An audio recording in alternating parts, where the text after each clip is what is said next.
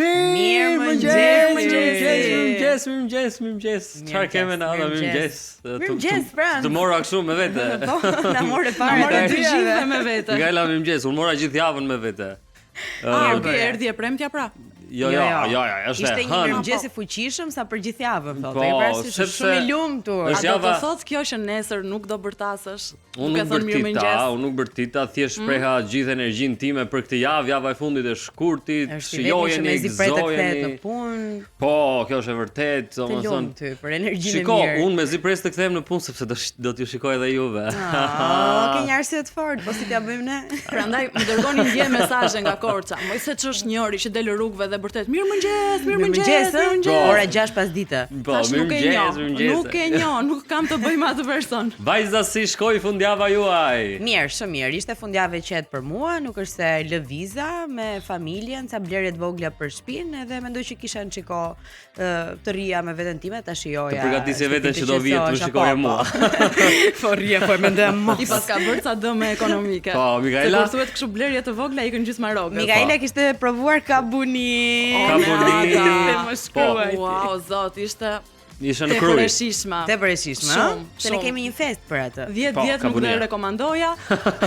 Sa më lërë më njerëz ta provojnë. Për drek me të shtëpisë dhe vjen kamarieri në fund sjell këtë ëmbëlsirën dhe ca fruta, siç sjellin gjithmonë nga lokali. Dhe sa e shoh them, unë e di këtë. Unë e di. Kabunia. Është ajo gjëja që është edhe me mish, po më tha sa mirë. Mos masit. Më lejo mos ta provoj. Si përfundim e provuan të gjithë familjarët, unë provova shumë pak, ishte tepër e ëmbël për shijet e mia. Shumë e ëmbël. E ke provuar, kështu që. Po, i vetmi person që e pëlqeu ishte mami. Po, shumë mirë. Dikush duhet ta pëlqejë patjetër. Ishte për herë të parë, provonit për herë të parë të gjithë në tavolinë. Të gjithë në tavolinë. Të gjithë nuk do e provojmë për herë të dytë. Shikoj ç'a bëjmë, vendosim trende. Po, e hën pikë mëngjesit. Familjeve tuaja. E hën pikë mëngjesit edhe ne po flasim për kabuninë, e kupton? Shumë. Ne jetojmë në Shqipëri, këto janë fundjava tona Unë isha në Korçë sepse kisha shfaqje andej dhe sa mirë që erdhe. Sa mirë që erdha, në fakt ishte një torturë e vërtet, por ama kishte një gjë super pozitive. Nga Athina? Kur ikëm, do doja shumë të binim nga Athina. Kur ikëm, i kemi rënë nga Gramshi, herë parë që unë shkoja në atë zonë, Malësia Goropari, dolëm andej pastaj nga zona e Lozhanit, Maliqit dhe shkuam Korçë. Ajo ishte një zonë fantastike. Sa orë mbajti? Shumë e bukur. Nuk e di, sepse ne edhe u bllokuam kur ikëm, në fakt mbetëm 2 orë. 4 orë, 5 orë. Po, mos më shumë. 4 orë, 5 orë. Jo, për të ikur në Korçë. Për të ikur, sepse ne kishim shfaqje dhe duhet të arrinim, por ajo ishte një zonë fantastike. Domethënë, binte edhe shi, nuk e shijova siç duhet, por kur shkon në këto zona që nuk i ke parë thua sa e bukur që është Shqipëria më. Si e pas kam humbur, po. Për zotin, po, ishte një zonë fantastike. Sa mirë që ngelën pa rrugë për të mësuar këto vende të reja të bukura. Çdo e keqe ka një të mirë. Ingu dhe Jangu në Shqipëri e gjen këtë, edhe kur ndodhin katastrofa të tilla. Shpresojmë shumë që të sistemohet rruga kryesore sepse shumë njerëz kanë mbetur, kanë pasur punë të tyre, kanë njerëz të smur që kanë probleme, nuk e di, shpresojmë shumë që të zgjidhet. Sepse është paralizuar çik, jo çik, po çik si shumë Juglindja. Njerëz, mirëmëngjes, 104.6 Radio Travel Premium Channel, zgjohu po. Deshe. Jemi sërish për t'ju shoqëruar nga ora 7 deri në orën 9:30 me super rubrika edhe sot. Me rubrikat tona të bukura, nuk harrojmë asnjëherë quizin, që është mundësia juaj për t'u angazhuar me programin, për të luajtur me ne dhe për të fituar një kupon në vlerën e 50 eurove nga Sweet Spot. Kemi barceletën e ditës, që siç është momenti preferuar i Francit është edhe imi, për të bërë ato mimikat, po edhe për të qeshur herë për i vërteti. Herë kështu për mbështetje emocionale. Po. Do më shikoni dhe filxhanin sot, ë? Po, sot është dita e Francit. Nuk shpëtoj dot sot, nuk shpëtoj dot. Po, dhe sot ti e ke kështu me dopjo lexim. Ashtu. Se do e hap dhe në Ada dhe unë. Po, një paragraf unë, një paragraf ti Mikaela. Po, një vi njëra, një rrugë tjetra. Domethënë më thoni që do të çlirohet rruga. Je brenda ringut sot. Do grushtohesh. Po, kemi ankesa sot më vjen. Kemi patjetër që kemi si mund të rim pa qar hallet e njerëzve. Hajde, tjetër gjë kemi. Diskutohet që po, kemi këshillat e mirëqenies, sigurisht do kemi një të ftuar për temën e ditës e zbulojmë më vonë. Është shumë temë interesante. Do të kam përshtypjen njerëzit e kanë nisur ditën, ne bashkuar edhe në radio.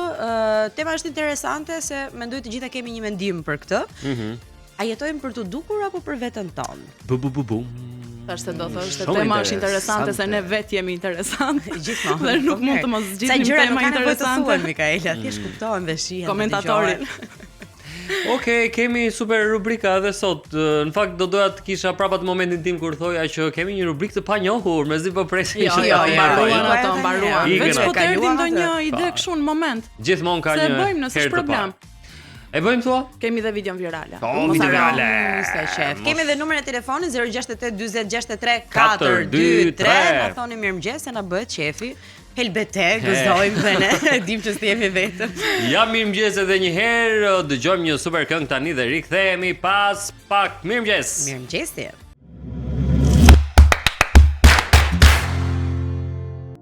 Kthye, mirëmëngjes. Si duket sikur ishim domethënë dje në një party edhe direkt prap sot në një party tjetër. Po, edhe sot u bëre pishman se thua nuk dua të ndihem siç u ndjeva mbrëm. Gjithmonë. Ja se po na del pia. Gjithmonë ndodh kjo. 23 shkurt e hënë, mirëmëngjesit të gjithëve, ju njohim me parashikimin e motit për ditën e sotme. Moti parashikohet i kthjellët me vranësira të pakta deri mesatare dhe kalimtare në një pjesë të madhe të territorit në orët e mesditës. Era do të fryjë me drejtim juglindje, jugperëndim me një shpejtësi mesatare 3 metër për sekond. Dalemi pak edhe tek temperaturat për qytetet kryesore. Shkodra zgjodhet me temperatura 4 deri në 15 gradë Celsius, Kuksi 1 deri në 15 gradë Celsius, Lezhë 4 deri në 16 gradë Celsius, Durrësi 6 deri në 16 gradë Celsius dhe Tirana 6 deri në 13 gradë Celsius. I thoni miropafshim shiut sepse kjo javë do të jetë e gjitha me diell, me rrezë dielli, hiqini ato çadrat edhe çizmet elastikut, edhe filloni të visheni pak më lehtëshëm se temperaturat po rriten. Nuk kemi si Athina në temperatura, Francë, por jemi mirë. Pranvera po vjen. Edhe zogjt do të cicërin së shpejti se me mos të Pak është ende ftohtë, për shembull sot është shumë ftohtë, është freskët, okay, është. Po të vish me mëngë të shkurtra? Po në studio moj, e para, e dyta unë vi nga Korça. Unë jam ujk dëbore. E di se më vjen ndonjëherë kur dëgjoj për shembull Durrësi do gdhihet, është gdhim me temperatura 4 deri në 16 gradë Celsius, edhe harron ndonjëherë Durrësi e thot sa isha unë 16. Mirë thotë, e kupton. Jo, se kuptoj. Okej, varja. Ishte Marcelit e ditës më mirë. Më pëlqejnë ndonjëherë këto gjërat kështu që e kap veshin e majt me dorën e djathtë, ke parasysh. Batuta. Mirëmëngjes. Nuk e di çfarë po elektricisti. Faleminderit. Ky do jetë moti i hiqini çadrat, pak nuk do bjerë shi dhe kjo është një gjë për tu vlerësuar për motin, me të drejtën. Filloni nxirrni ato Giacoventot. Kemi nxjerr, jemi gati, erdhi pranvera.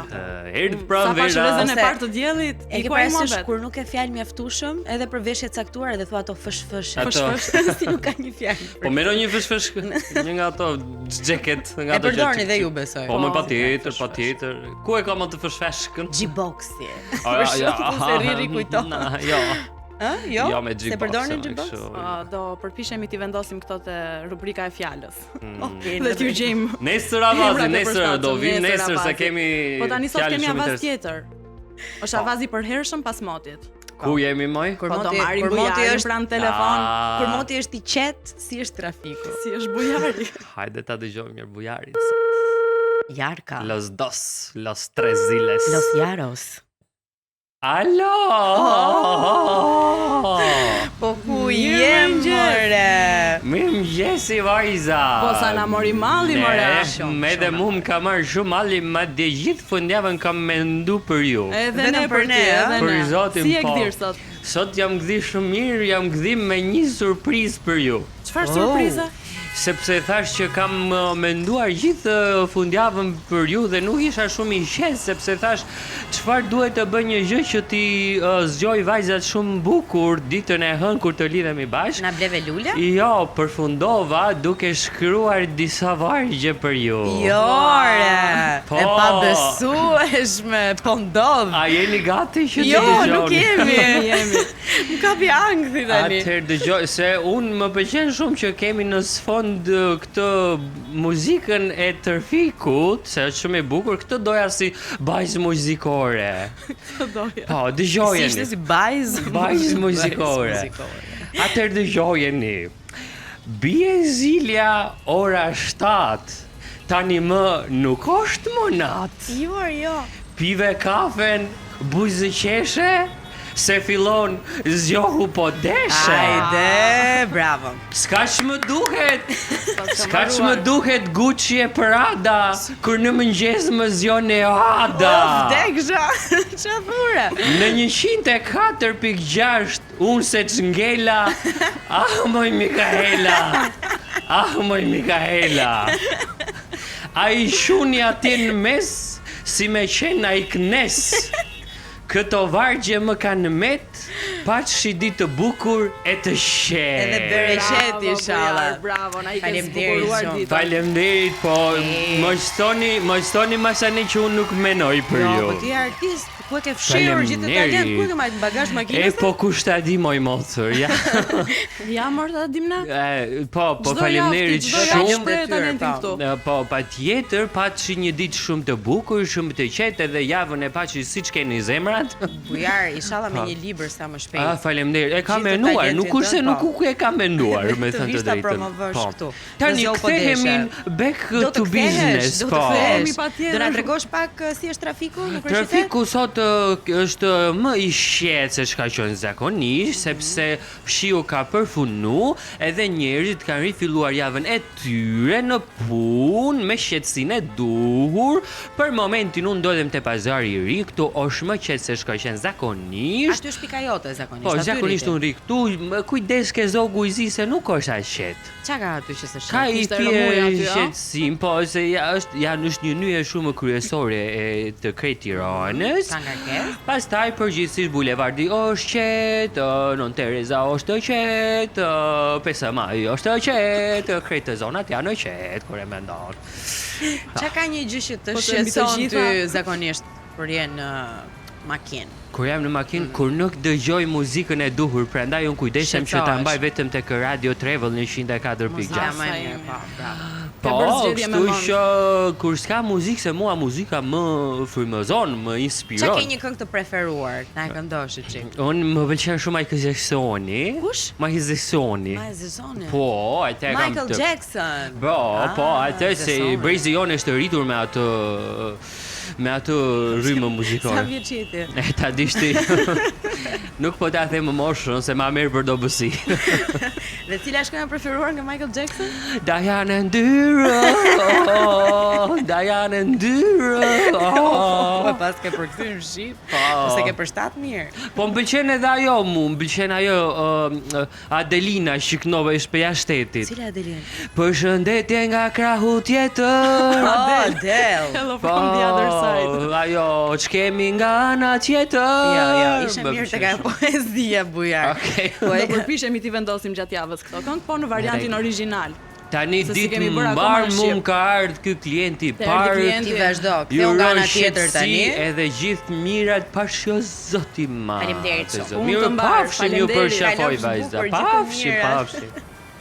Ja kështu, ishim me Bujari. Bujari fantastik si gjithmonë. I preferuari ky. Akoma më fantastik Bujari qet. Sot që shkriu gjithë talentin e vet. Po shmenduar gjithë fundjavën. Robë të ulet Po e pafashme, duhet t'jash problem. Imagjino, për herë të parë në jetë Bujari ishte i shqetësuar gjatë fundjavës. Kjo është vërtet. Bujarit, si t'jash problem? Nuk e di, po thjesht mos ja thoni tani sepse ai është duke ju dëgjuar, mos ja thoni, bëjani surprizë. Një befasi e këndshme për Bujarin javën tjetër, ditën hën ose nëse kemi prapë në lidhje këtë javë Bujari. Gjatë javës, po. Mirë, ndërkohë t'japim shpejt disa të dhëna reale, jo se Bujari gënjen, Po Bujari ka me ndjesi trafiku, nuk e ka me fakte. Unaza e madhe, qarkullimi paraqitet i ngadalt në të dy drejtimet, veçanërisht në afërsi të nyjeve lidhëse me rrugët hyrëse të qytetit. Rruga e Durrësit është me fluks të lartë drejt qendrës, rruga e Elbasanit ka ngarkesë në hyrje drejt Tiranës dhe ritëm i ulët i lëvizjes nga zona e Saukut. Rruga e Kavajës është me trafik të dendur në segmentin Kombinat 21 dhjetori, rruga e Dibrës është gjithashtu me qarkullim të rënduar drejt zonës së Medreses dhe Nëntkaçeve. Do thoni ju me qarkullim mesatar kush është prap komuna e Parisit, Myslimshyri dhe Alidhemi, paraqitet situata më e përballueshme me fluks të qëndrueshëm dhe lëvizje me ritëm të moderuar.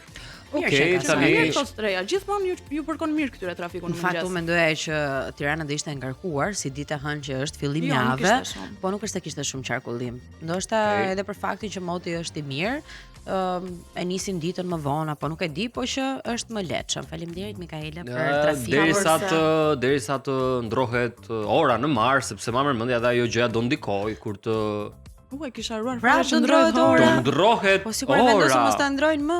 Sa kanë diskutuar. Kanë shumë vite që thon këtë gjë në Ada që shikoj se këtë vit nuk do ta ndrojmë, këtë vit. Nga kuzhina ta çojmë te dhomë gjumë. Po. Kjo është ajo. I ndroni bateritë paktën, se ka që mbajnë ora në mur dhe nuk e kanë ndruar. Po, kjo është e vërtetë. Çfarë super dekori. Për dekor, po dhe shohin orën në telefon. Po vjen pranvera edhe njerëzit janë më të lirë edhe nëpër rrugët e tyre, besoj edhe s'tina ndikon sepse kur ngrohet koha njerëzit zgjedhin kështu që ta fillojnë ditën çik më me më me sportivitet. Më me sportivitet, më lehtëshëm, edhe kjo ndikon edhe në trafik. Mikaela, edhe një herë shumë faleminderit.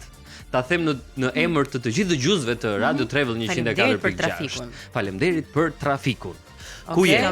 Kështu të më falenderosh për herë. Jemi në studio në Radio Travel dhe në Premium Channel, po patjetër.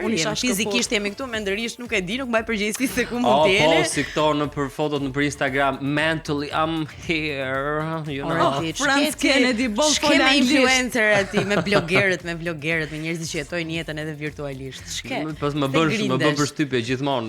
Jo vetëm influencerat e bëjnë këtë gjë, po edhe njerëzit e tjerë. Po na bën të bëjmë hajt në Instagram. Më bëni më ndoshta ai do përshkrimet në shqip.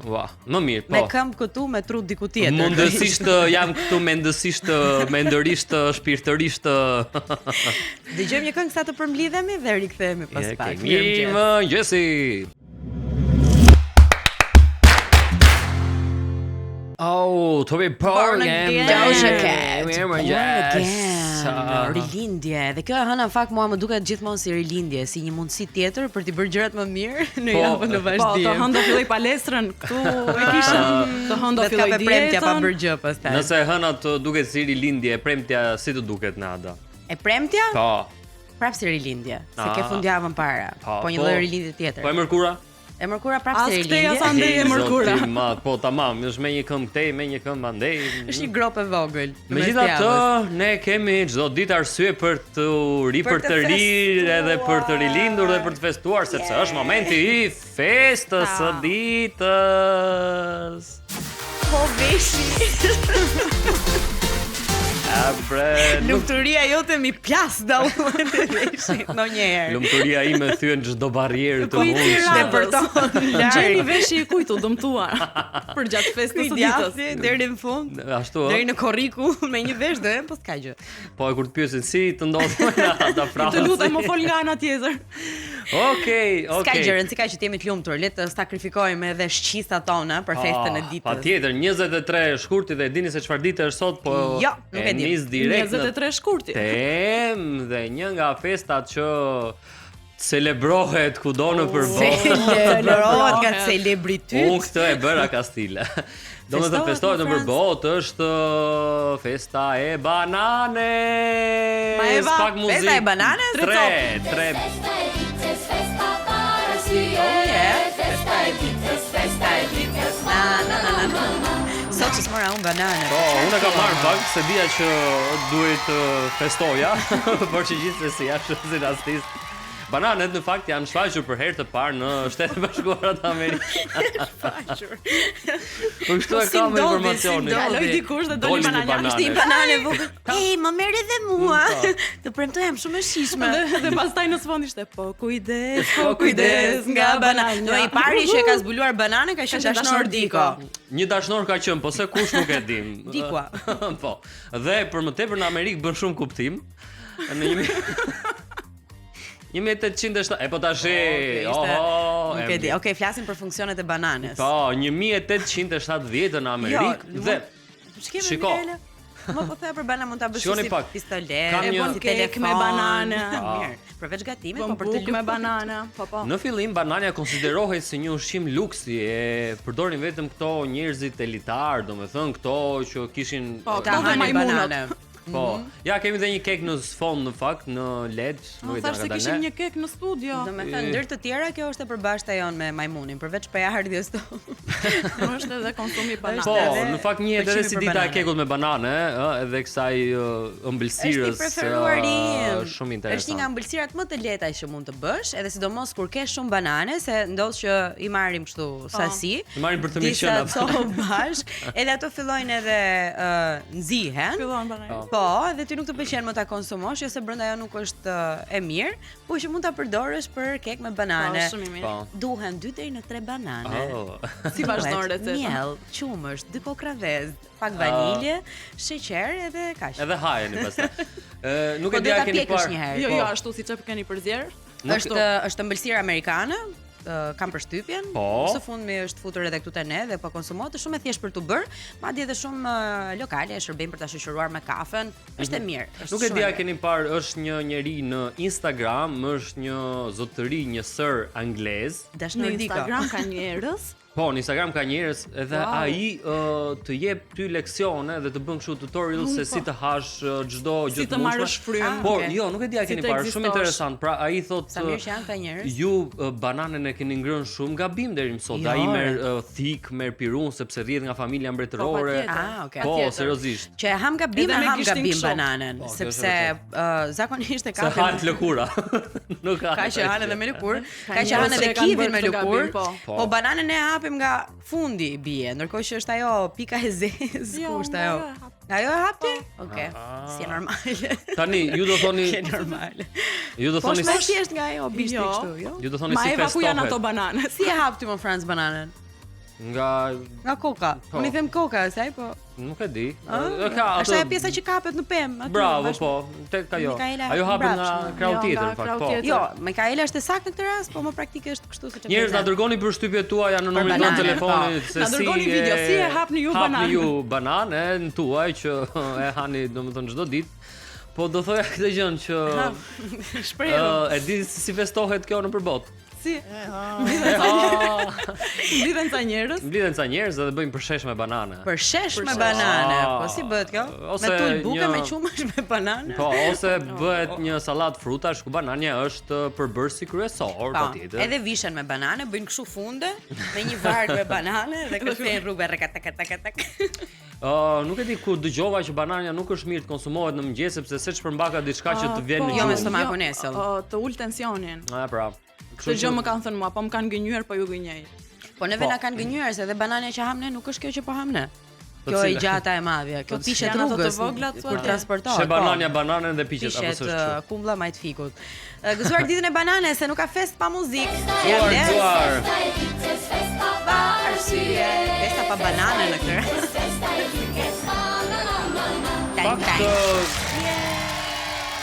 Shpejt kam edhe një fest tjetër këtu që është dita ndërkombëtare e biskotave që ju jep qenit. Çfarë quhet kjo? National Dog Biscuit Day. Kështu e kam unë përkthyer në anglisht. Kështu si trit. Arnita, biskota për Milkin. Po. Se ma e vaska ç'na bën këtu. Është nga këto rastet kur i thua qenit që ma jep dorën, domethënë putrën, bravo, dhe merr një biskotë dhe putrën. Një biskotë dhe janë këto ushqime të cilat janë të përpunuara. Franci mos bërtit. Franci rrotullo. Mos bërtit. Bravo. Jo. Shimoj vajzat. Sot kemi pshesh me banane. Pshesh me banane. Sot vajzat e kanë nisur kështu me mua me shpallë pas mua. Përpiqu ti bëj personazhe, bëj kështu poezira nëpër këto personazhet e tua. Jo, atë bëri bujari. Po pse ankohesh më? Hajde, nuk e di unë. Mos merr kredit e kot. Mirë, në rregull. Ne ishim telefon me bujarin. Festën e biskotës për qenushët. Ore po. Po ndonjë ushqim për macet s'ka aty, ju ngelatri aty. Konservat e peshkut. Unë jam përgjegjës vetëm për festën e ditës, nuk e di kur janë festat e tjera për kace, por që ne Ada meqense ti e ke nisur si kështu si trend këtë gjë në rubrikën ton festa e ditës. Që gjën çfarë festojnë ata andej për te oqeanit. Më thuaj. Çfarë festojnë ata për te oqeanit? Festë që lidhet me Shqipërinë? Se di, nuk e kam iden. Se nuk ka një fest si festa e Tullumbacës për shembull. Festa e Tullumbacës, po, do ishte shumë e bukur. Po jo, një gjë tonën, mo. Ne çka kemi në tonën? Tani ne çka kemi, na si gjë kemi po. Festa e bamjes. E mashurkave, kështu më radh. Diku në një. Mund të festohet diku në botë. Po mund të festohet. Në fakt ne festuam dikur javën e kaluar, kishim një fest për këta për kujdesësit. Për kujdestarët. Domethënë kujdestarët. Po. Pas kemi dhe festën e Trahanas në përbot. Sa mirë u kujtuam për këtë. Festohet, kështu që të gjithë ata që e pëlqejnë Trahanan, po, sot feston. Po kush e ka sot, e ëmbla apo e kripura? Apo e kanë të dyja. Sot, po. Domethënë Azia sot përgjithsisht Azia feston këtë të thartën sot. Në përbot Azia. Nuk e dia këtë. Domethënë befasia më e madhe ka qenë kur kam zbuluar që byreku me kungull mund të jetë i ëmbël, tani po zbuloj që te Tranaja mund të jetë i ëmbël. Po kjo është e vërtetë edhe bëhet çik më ndryshe. Që nga ëmbëlsia edhe kjo. Okej, edhe një çik muzikë për Trahanan ton të dashur.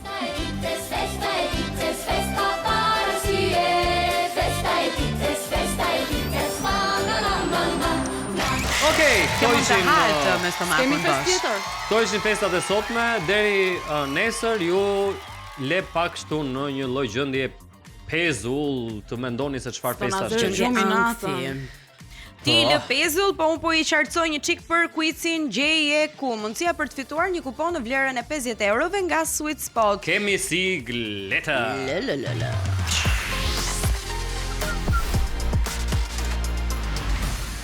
Sa e bukur që është kjo. Në cilin qytet është e turpshme të veshësh sandale me çorape? Është e turpshme. E turpshme. Në Paris, në Prag, në Berlin apo në Milano? 068 40 63 423. Në cilin qytet është e turpshme të veshësh sandale me çorape? Unë votoj që duhet të jetë kudo. Një periudhë, ndoshta vitin e kaluar ose deri para 2 vitesh, u bë si trend. Po, dolin mod me çorape deri te kyçi. Do të thënë temperatura 40 gradë dhe shikoja njerëz me ato çorapet e bardha deri te kyçi edhe me sandale. Po me sa duket është turp, këtu ta bëjnë me gisht kur e bën këtë gjë, thonë, çfarë bën? Brother who? Brother you. Mashallah. Okej. Ky është quizi gjeje ku për ditën e sotme. Si ishin vendet edhe një herë? Kemi Parisin, kemi Pragën, kemi Berlinin dhe kemi Milanon. Na shkruani dhe në adresën tonë të Instagramit në Premium Channel dhe sigurisht Instagramin tim personal, mund të shkruani sepse jeni të bindur që do t'ju kthej përgjigje. Ore, po dashur Diko, ka Instagram? Le ta kërkojmë. Kërkojmë. Dalim publicitet edhe kërkojmë Instagramin e dashur Dikos. Po ti urojmë festën. Ja direkt. Mundësisht ta kishim atë këngë nga regjia do ishte perfekt. Na shkruani në numrin tonë të telefonit, e keni e keni në xhep. E keni në xhep edhe në telefon të regjistruar. Do jemi deri në orën 9:30, kështu që nxitoni, kush e gjeni pari, fiton një palë çorape që mos i vesh. Kujdes, mos u shtyni dhe mos u përplasni. Kalojmë në muzikë edhe rikthehemi me lajme nga bota. Mirëmëngjes edhe një.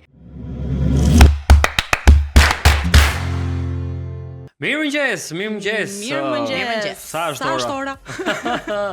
Nada është ekskluziviteti. 7:40 minuta. Mirëmëngjes të gjithëve. Po ndiqni Zgjo po deshën në Radio Travel 104.6 dhe në ekranin e Premium Channel. Okej, dhe tani është momenti kur ne flasim për ca lajme nga përtej kufirit dhe oqeanit. Është momenti për Travel News.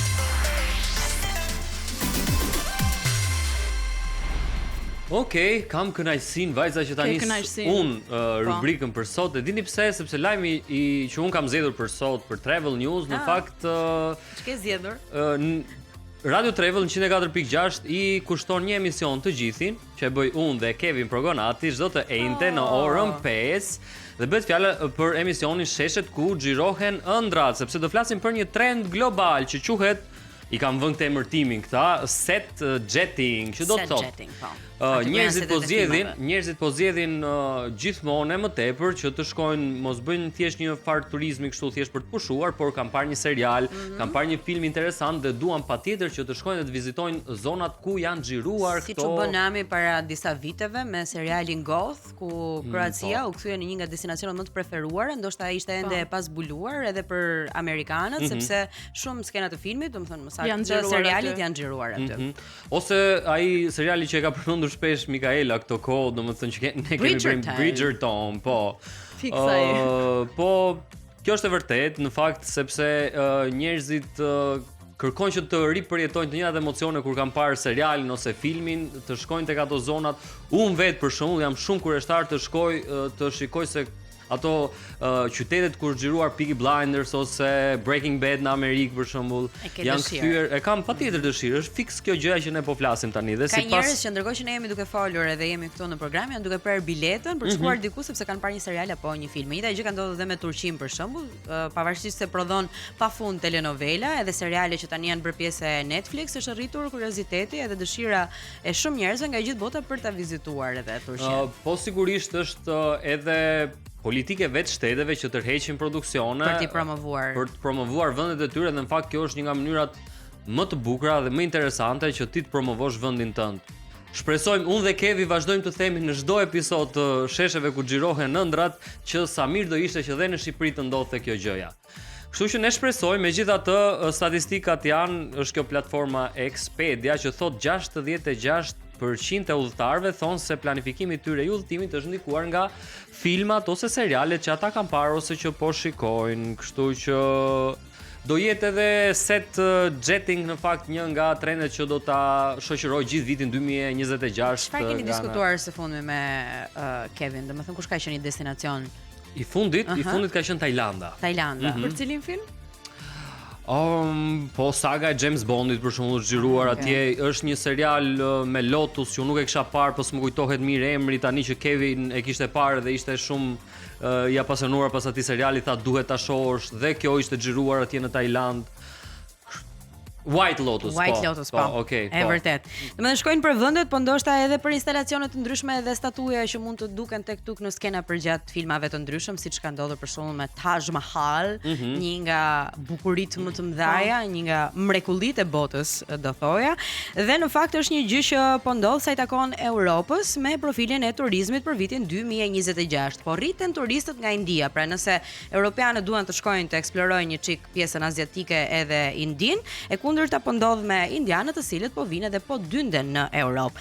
Në vitin 2026 Europa po sheh një ndryshim interesant në turizëm. Turistët amerikanë po udhtojnë më pak, por ardhjet nga India po rriten ndjeshëm, duke ndihmuar në zhvillimin e sektorit të udhëtimeve. Në fakt u flitet për turistët amerikanë, po besoj që biem dakord që edhe kinezët, japonezët edhe koreanët janë kudo nëpër Europë. Nuk ka një vend që ne nuk e kemi vizituar. Po, e vërtet. Ata e shijojnë jetën. Madje mund të punojnë gjithë jetën dhe në momentin që dalin në pension, bëhen grupe shumë të mëdha, kanë paratë e hequra më njan vetëm për të vizituar Europën. Kush përfiton në këtë rast? Shtete si Hollanda, Italia, Franca, Spanja, Greqia, Polonia dhe Hungaria, të cilat pritet të shohin rritje të konsiderueshme të vizitorëve nga India deri në rreth 28% rritje totale turizmi nga ky treg. Po, 28%, edhe pse vizitorët amerikanë kanë ulur rezervimet e fluturimeve, Europa mbetet një destinacion i kërkuar për përvojat kulturore, historike dhe gastronomike.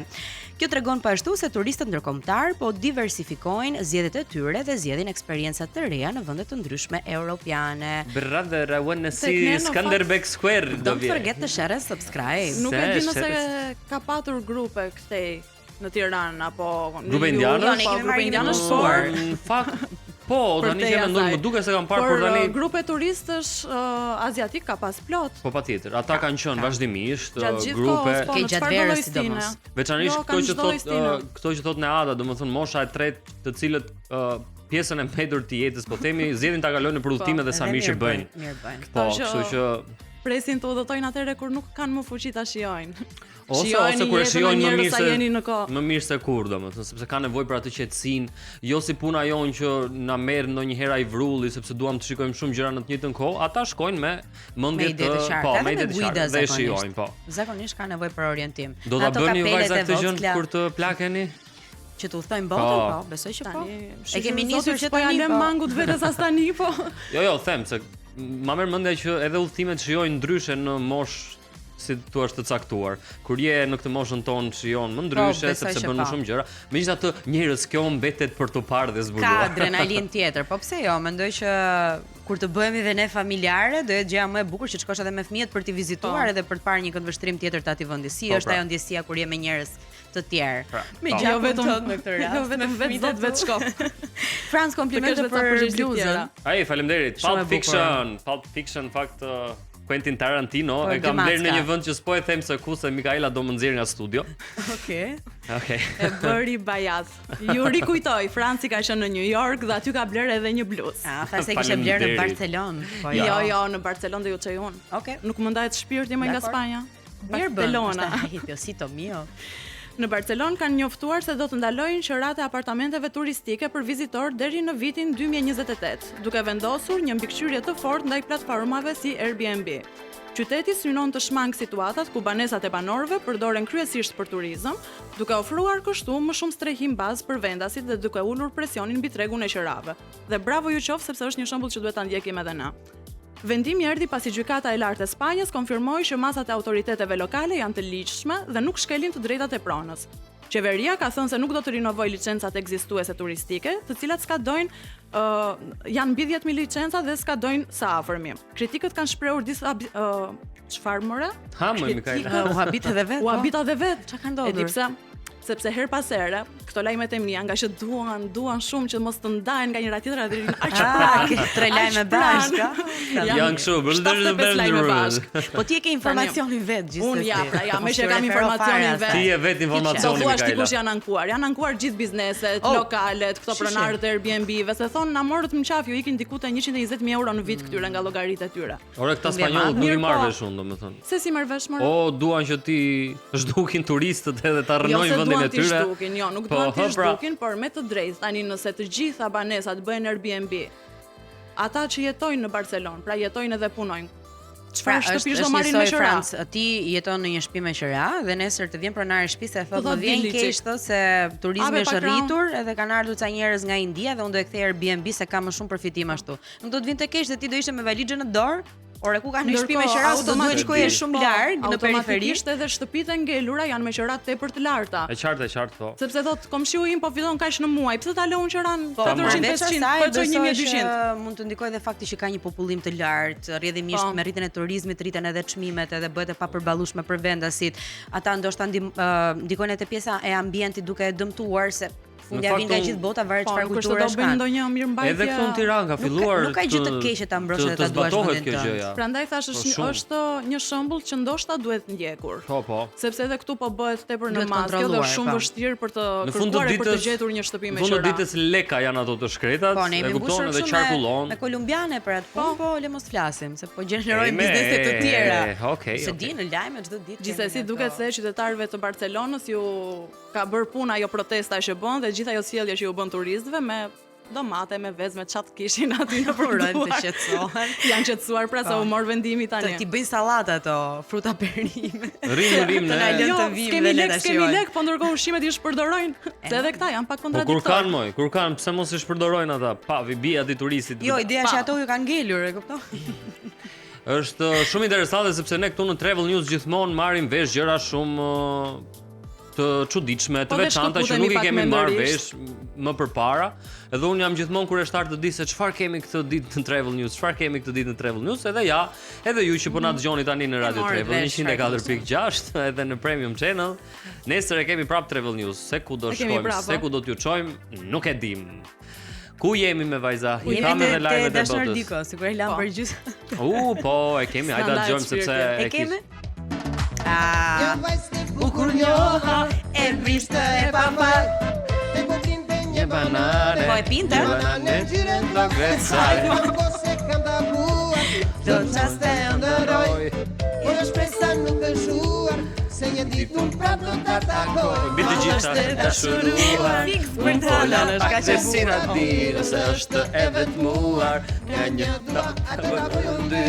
Çfarë thot? Dashuruar. Nga një ato dua ta bëjmë dy. Dy. Nuk e di. Çfarë kemë? Si e di? E kam kish kuptuar tekstin që vajza është si banania. Hajde bashk. Në shion kur e përthet. Duart lart, dua t'ju shikoj të gjithëve. Ku janë duart? Duart lart, bravo. Dizini blicat. Mos e shkel sepse rëshket. Okej. Jo, ne mendoj se super atmosferë. Lam. Nga një herë dua ato ta bëjon ty. E dëgjoj. Ada, gjithë fëmijëria jote ka qenë një gënjeshtë. Më fal, Nga një një, atë dua ta bëj unë unë 2, vajzën pra. Po, pra, Do të kishte vajzën. 2 bjond. Jo, moj, do ta bëj çift. Do ta bëj pra, nga jetë një teksti do të çiftohemi Po bashkë. kisha për analizë teksti, seriozisht. Po. Ne kemi të Jo, provime Urime Dashnor Diko se është i vetmi që ka bërë këtë këngën edhe ka shënuar, ka goditur. Kjo është e vërtetë. E keni parasysh atë gotin që bëri Now You're Just Somebody That I Used Used to To dhe u love. zhduk. Dhe u bë fix somebody E that we used to know. Edhe ai këngëtari. Used to know edhe. Megjithatë, ja edhe Dashnor Dikon e Pasuri dëgjova me kombëtare është kjo këngën, kënga. me këngën epike Duhet ta mbrojë Banana UNESCO. dhe tani dëgjojmë një tjetër këngë nga jashtë shtetit dhe kthehemi prapë në studio. Një këngë Mirëmëngjes. për mandarinat. Po. Mirëmëngjesi, 104.6 Radio Travel dhe Premium Channel me mua Francin, Adën dhe Mikaelën. Vazhdojmë të jemi në Mirëmëngjes. zgjohu, po Deshe. E po tani, si të doni, bëni, por ne themi që të zgjoheni sepse tani ka ardhur momenti që ne të diskutojmë temën e ditës. Çohuni ikni në punë. Të llafosim pak. Të llafosemi pak, po. Jo, Ky po është deshet, po duhet patjetër. Ky është momenti kur ne do rrahim mendimet tona mbi temë, bëdashë, dish. Dhe në fakt e tham që në hyrje të ditës së sotme e përmendin e Ada se cila është tema për sot, që është në fakt ne. Mendoj se gjithë kemi një argument për këtë. A jetojmë për veten apo për tu dukur? Shumë e bukur në fakt. Edhe filozofike, ëh? Është shumë filozofike. Të gjitha kështu i zgjedhim ne filozofike, se ca gjëra i bëjmë edhe pa vëdije ndoshta. Ti mendojmë për gjatë gjithë ditës pastaj. Po, të shoqërojmë. Keni përgjigje ju për këtë? Një përgjigje kështu përfundimtare, si thua, një përkufizim. Trajtojmë një herë pastaj.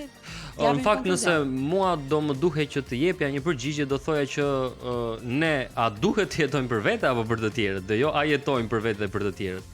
Dhe më duket sikur sot me këto ritmet e shoqërisë, me zhvillimet, me ndryshimin e konceptit të marrëdhënieve, mua më duket gjithmonë më tepër sikur ne po jetojmë për të dukur, vajza. Ku e sheti këtë? Kudo e shikoj këtë gjë. Po për shembull, ne sigurisht që gjatë diskutimit do ta cekim, më pëlqen shumë kjo fjala, do ta cekim. Pra do ta prekim si me të dyja duar, si një pikë, po. A ka medium më të madh se sa rrjetet sociale për t'i vënë devizën kësaj gjës që ne jetojmë për të dukur? Po pse nuk janë në shërbimin ton rrjetet sociale? Pse patjetër i përdorin për të dukur? Ja, pra kjo që thot Mikaela, varet se si ti i përdor. Për shembull, nëse i përdor vazhdimisht për t'u ndjeri konfirmuar nga të tjerët, pra si një far publiku ineksistent, sepse në thelb rrjetet sociale janë një realitet që nuk ekziston, pra është një realitet i padukshëm. Ata njerëzit që ti thjesht i njeh me emër atje, në fakt ekzistojnë vetëm në kokën tënde. E kupton? Dhe nuk mund të marrësh për bazë ti një platformë e cila në fakt është teknologjike dhe nuk thot asgjë në fund ditës. Realiteti është ky. Kjo është e vërteta vetme. Unë shikoj Mikaelën, unë shikoj Adën dhe është fjala. Kjo është realiteti i prekshëm, ai është realiteti virtual, çfarë zgjedhun të tregoj nga jeta ime. Po nuk është se është inekzistent. Pra në Ada siç është fizikisht, është në Instagramin e saj. Realitet i gënjeshtërt, që në fakt është fare realitet, është një gjë e gënjeshtërt. Jo, unë mendoj se janë fragmente realiteti. Ti normalisht aty do shfaqesh veten në opsionin tënd, në variantin tënd më të mirë, nuk është se do dalësh në foto në Instagram apo në video në story duke qarë bo çfarë halli kam unë. Pikërisht pra. Sepse këto gjëra i ndan me njerëzit e afërt. Patjetër që ka. Po ja pikërisht që këtu nis. Mos i futemi atyre njerëzve. Po them që këtu nis i gjithë diskutimi jon. Pra ti në rrjetet sociale je i detyruar, e ndjen detyrim që të postosh vetëm gjërat e tua më të mira, vetëm tënde më të mirë. Ajo është çështje detyrim. Shikoni ti je prezent në rrjetet sociale? Ke një llogari në Instagram? Ke një llogari në Facebook?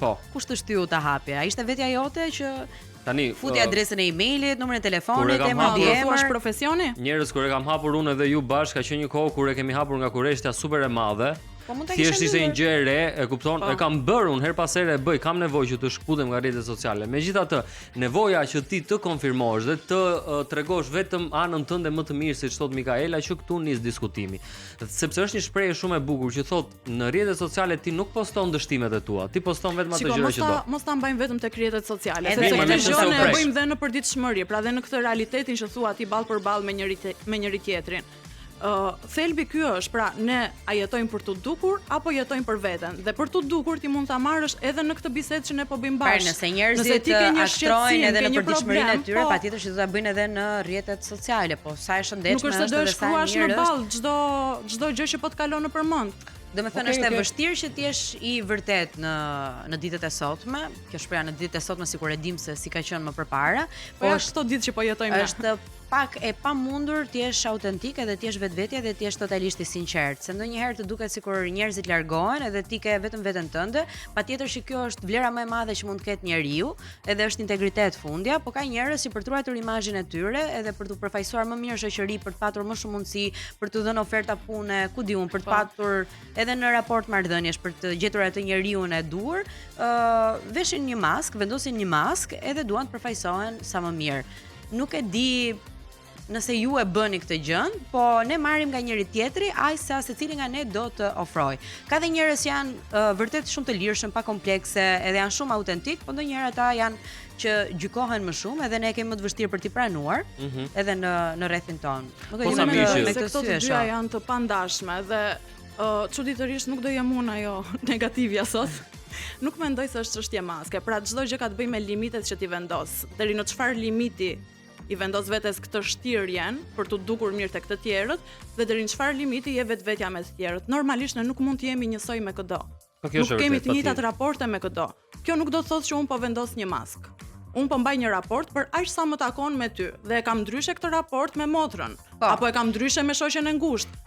Nuk ka të bëjë maska këtu. Tjetër gjë është të vendosësh limite dhe tjetër gjë është të vendosësh maskë për t'i dhënë vetes mundësi, për të kaluar nga një rreth shoqëror në një rreth shoqëror tjetër. Kjo pastaj është shtirje totale. Ku qëndron? Pra njerëzit e ngatrojnë çik të poshtë me faza, ndoshta është edhe proces të rritjeje. Pra kjo është vija ku njerëzit përgjithsisht ngatrohen. Kjo teza që ti na Ada sapo the, e kupton? Pra është ajo pika ndërmjet unë vërtet po vendos një maskë apo po mbaj një raport siç po thot Mikaela të caktuar me dikë dhe kështu. Ka raste kur ty të ftojnë në evente apo organizime apo ngjarje që ti nuk do doje të shkoje se mund të jesh njëri introvert, s'ke dëshirë, do doje të rrihen në shtëpi, shikoje një film ose të studioje, lexoje një libër, por për hatër të që mund të jetë puna, disa marrëdhënie, raporte që duhet i ruash, duhet të çohesh, të vishesh dhe të shkosh me buzëqeshje dhe ta prezantosh veten tënde sa më mirë. Ndonjëherë mendoj që kjo është një lloj shtirje dhe një lloj maske. Patjetër është një lloj shtirje, po ngelemi tek ajo që është prapë çështje zgjedhje.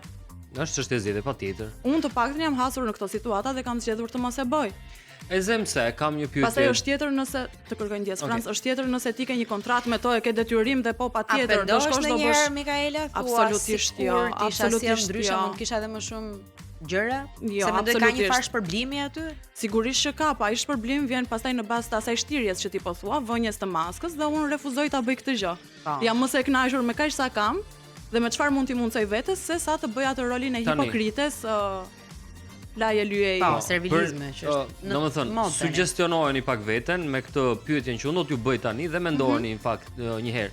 Nëse askush nuk do t'ju shihte, si do të doni të jetoni? Pra në mënyrë të drejtë për drejtë është kjo pyetje. E them se tani Franci nuk ju shikon, askush nga regjia nuk po ju shikon. Nuk jeni fare të mbikëqyrur nga as edhe një lloj syri që ju tremb edhe që ju duket sikur ju përndjek edhe kështu me radhë. Si do ta jetonit jetën, ditën tuaj, çastin tuaj? Është pyetja. Si do ta ndërtonim? Do ta jetoni, do ta ndërtonit. Pra nuk të shikon askush në Ada. Çfarë do zgjidhje të bëje ndryshe? Po do ishte njësoj. Je e sigurt për këtë? Jam shumë e sigurt për këtë. Mendohu edhe një herë, sepse ne mund ta themi, domethënë që do isha një lloj edhe kështu me radhë. Po jam e sigurt se unë nuk di të jetoj ndryshe edhe nuk është se kam patur ndonjëherë pjesë të karakterit tim shtirjen. Mendoj që mund të isha shumë më larg nëse do kisha përdorur teknika të tjera, po mendoj që është një lloj burgu, kur ti shtiresh për të bërë shefin dikujt tjetër. Duket tepër e lotshme. Pra ti mbyt edhe veten tënde, dëshirat e tua, mendimet e tua, nuk e pse të jetosh me frikë edhe duke u tërhequr. Ndonjëherë, edhe nëse jeta vjen e thjeshtë, edhe mundësitë janë aq sa janë, të paktën jetoja ashtu siç ti do. Mendoj që identiteti jot bëhet shumë më i brisht kur ti jeton brenda këtij burgut për të bërë shefin të tjerëve dhe për të dukur sikur çfarë po bën. Do bëhet ndonjë gjë ndryshe? Ndonjë gjë ndryshe? Nëse do ta kishe shumë të sigurt që nuk të shikon njeri, nuk ke asnjë nga ata njerëzit që ti njeh rreth e rrotull. Po s'është më bezdis mua kjo, se jo, unë do bëja. Me thënë të drejtën, po do bëja. Kemi diskutuar edhe herë tjetër.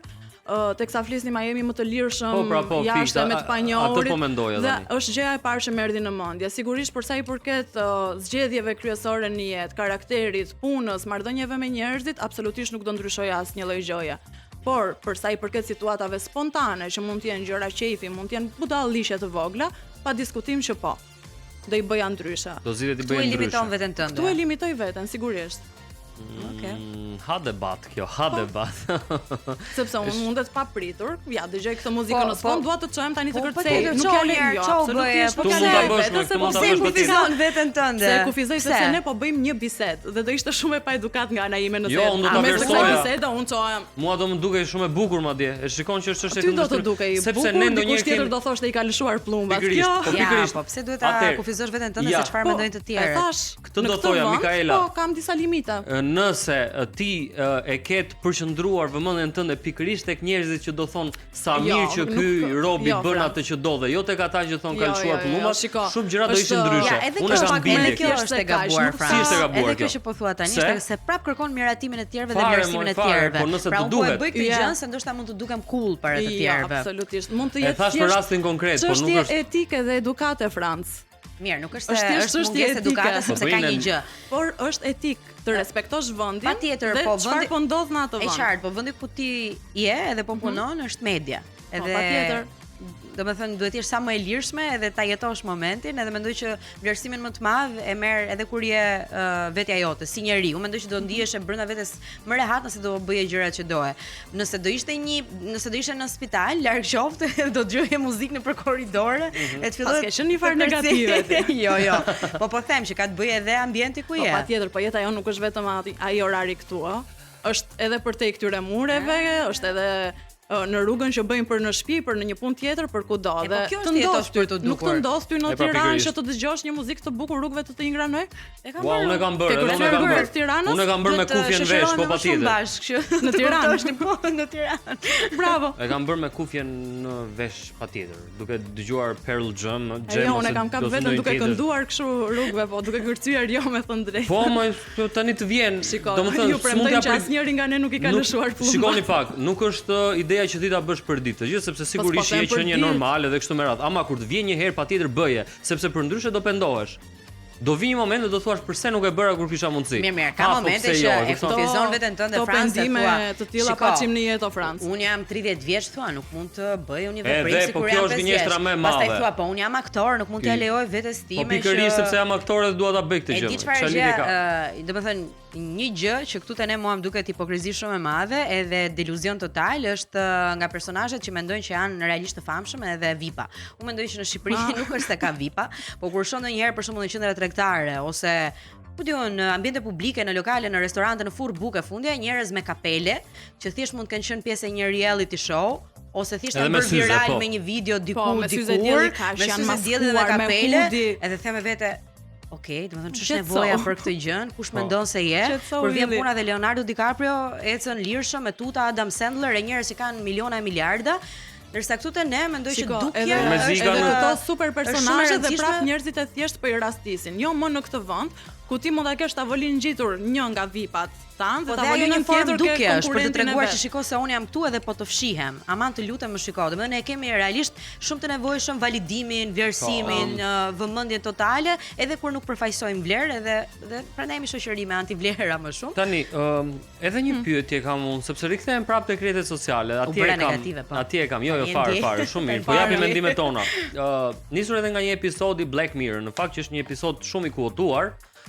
Dhe ka ato yjet në si thua kështu në nivelin më të lartë, që është një episod që realiteti dikur e ardhmja do jetë njerëzit do vlerësohen në bazë të një farë rankimi që kanë në rrjetet e tyre sociale. Pra, në Ada ka 5 yje, atëherë ajo është shumë lart në shoqëri. Pra, ti shkon për të blerë një kafe dhe duhet të shkosh me buzëqeshje dhe të marrësh vlerësime edhe nga banakierja. Dhe ti e shikon në telefon, pra unë e shikoj Mikaelën se sa ka, nëse ka poshtë treshit, ajo nuk hyn dot në një supermarket. Unë është përfill Mikaelën. Po, është përfill. Pra ti në shoqëri nuk je si thua. Nuk e ndihmoj që ti hedhi karburant makinës për shembull. Do të praktikisht po themi në një aplikacion. Po, ku nuk i lexojmë asnjëherë terms and conditions dhe po, Po thjesht japi myjet, okay. Ajo vajza përjeton drama të jashtëzakonshme. Flas personazhit te ky episodi I Black Mirror, ajo kalon në depresion sepse nuk ndjehet e përfaqësuar në shoqëri, kur në fakt dikur kishte qenë me 5 yje dhe ishte kështu në pjesën më të lartë të shoqërisë dhe kështu me radhë. Po, duke shkëputur nga seriali, kjo ngjan edhe me këto rritjet, shkëlqimet edhe rënjet e menjëhershme të vipave tanë. Pra që është një sezon ku janë në maj sepse kanë bërë zakonisht ndonjë skandal, po çrënd si ka kjo. Po. Kapin atë majon, fillojnë me këto kamuflazhet dhe me këto 5 yjet që janë të kërkuar kudo, të preferuar kudo dhe vitin tjetër ti haron që kanë ekzistuar ju si di masë emras. Emras profesion. Për të bërë I famshëm, të paktën në Shqipëri është bërë shumë e lehtë. Nuk nevojitet që të kesh një talent, kesh një zotësi, as të kesh lexuar, as të kesh ndonjë lloj formimi, mjafton të kesh shar dikë, të kesh ofenduar, të kesh bërë një skandal siç thotë Mikaela, edhe të shtiresh, edhe ka edhe kolegë të tut aktor që mendojnë që është teatr e gjithë jeta edhe performojnë vetëm për të marrë vëmendje. Këto janë mendime patologjike, papranueshme edhe për mendimin tim. Kjo ndodh sepse ne jemi shoqëria e këve, mendoj unë, edhe njerëzit tu të respektojnë në varësi të këve që sa e rëndësishme është sa ndikon tek vetvlerësimi jot fakti që ke X like ose X followers në Instagram ose në Facebook. Pra ka njerëz që e marrin si sistem ose si pikë referimi faktin që un kam kaq followers dhe ti domosdoshmërisht duhet të më respektosh mua, un jam më lart se zoti në shoqëri dhe kështu me radhë. Njerëz që kanë probleme me veten, kanë realisht probleme me veten, sepse nëse vetvlerësimi jot bazohet te ato like, atëherë nuk e di. Po themi si fenomen që ndodh. Mendoj që po ndodh më shumë me Gen Z me këtë brezin e ri. Ndoshta jam shumë edhe brezi. Mes nesh nuk është se e vuajmë apo e kemi të nevojshme, nëse njerëzit të duan, e sigurt që do ta tregojnë, në mos jo me like me forma të tjera, me një mesazh, me një përqafim, duke qenë aty për ty, edhe kjo është vlera dhe dashuria më e madhe që mund të marrë njeriu në fund të ditës për ata që e kuptojnë. Për ata që s'e kuptojnë, të rendin pas këve se e mbyllim këtë pjesë të diskutimit me këtë gjën e bukur dhe të zgjuar që tha Neada dhe ne rikthehemi pra për pjesën e dytë me një të ftuar shumë interesante për të vazhduar diskutimin ton. Muzik, mirëmëngjes të gjithëve. Sa ka këti Fran? Ja mirëmëngjes edhe një herë. Mirëmëngjes. 104.6 Radio Travel edhe Premium Channel. Nuk ndryshon asnjuherë. Edhe në të tre, ne bashkë. Po nuk ndryshon as sa herë vjen një ftuar. Nuk ndryshon as ky moment. Momenti juaj I preferuar. Momenti juaj I preferuar. Momenti kur unë dhe Neada ndihemi si farefis. Një këngë tjetër për këtë. Jo bashkë të dy. Është momenti ku pyesim publikun, gjeni ndryshimin midis Francit dhe Neadës.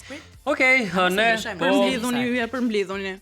Mirë, flasim për temën e ditës, të jetosh midis dy poleve, të jetosh për veten apo për të dukur, është më mirë të jesh autentik apo për të marrë atë miratimin në publik. Sa e vështirë është për ta bërë në ditët e sotme dhe kush më mirë se sa Jacqueline Lekatari mund të fliste për këtë temë, sa e lehtë duke aq edhe komplikuar për të marrë një përgjigje. Mirëmëngjes. Të lutem pak afër mikrofonit se ne kemi faleminderit. Siç do thoshte Franci, ne fusim veten thekrave. Këtë temë. Po, që në pikë të mëngjesit. Që në pikë të mëngjesit.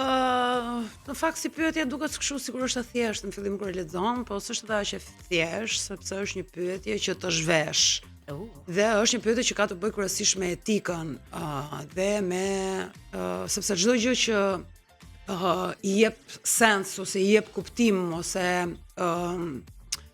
çdo gjë ku ne mundohemi të hulumtojmë për të kuptuar se si duhet që ne të sillemi dhe kjo pyetje këtë nuk kupton, pra si duhet që ne të sillemi, është një pyetje që ka të bëjë me etikën, sepse etika këtë gjë bën, tregon se si ne duhet të sillemi. Dhe për t'i përgjigjur kësaj pyetje, në fakt mirë do ishte t'i bënim vetes një pyetje tjetër, pra t'i përgjigjemi pyetjes me pyetje. Dhe pyetja tjetër do të ishte kush jam unë ku askush nuk më sheh. Pra, nëse bëj unë të njëjtat veprime kur askush nuk më sheh. A do bëja unë të njëjtat veprime nëse unë nuk do postoja vazhdimisht dhe nëse unë nuk do kërkoja vazhdimisht miratimin për proceset e ndryshme që unë bëj gjatë ditës time apo gjatë veprimtarisë time.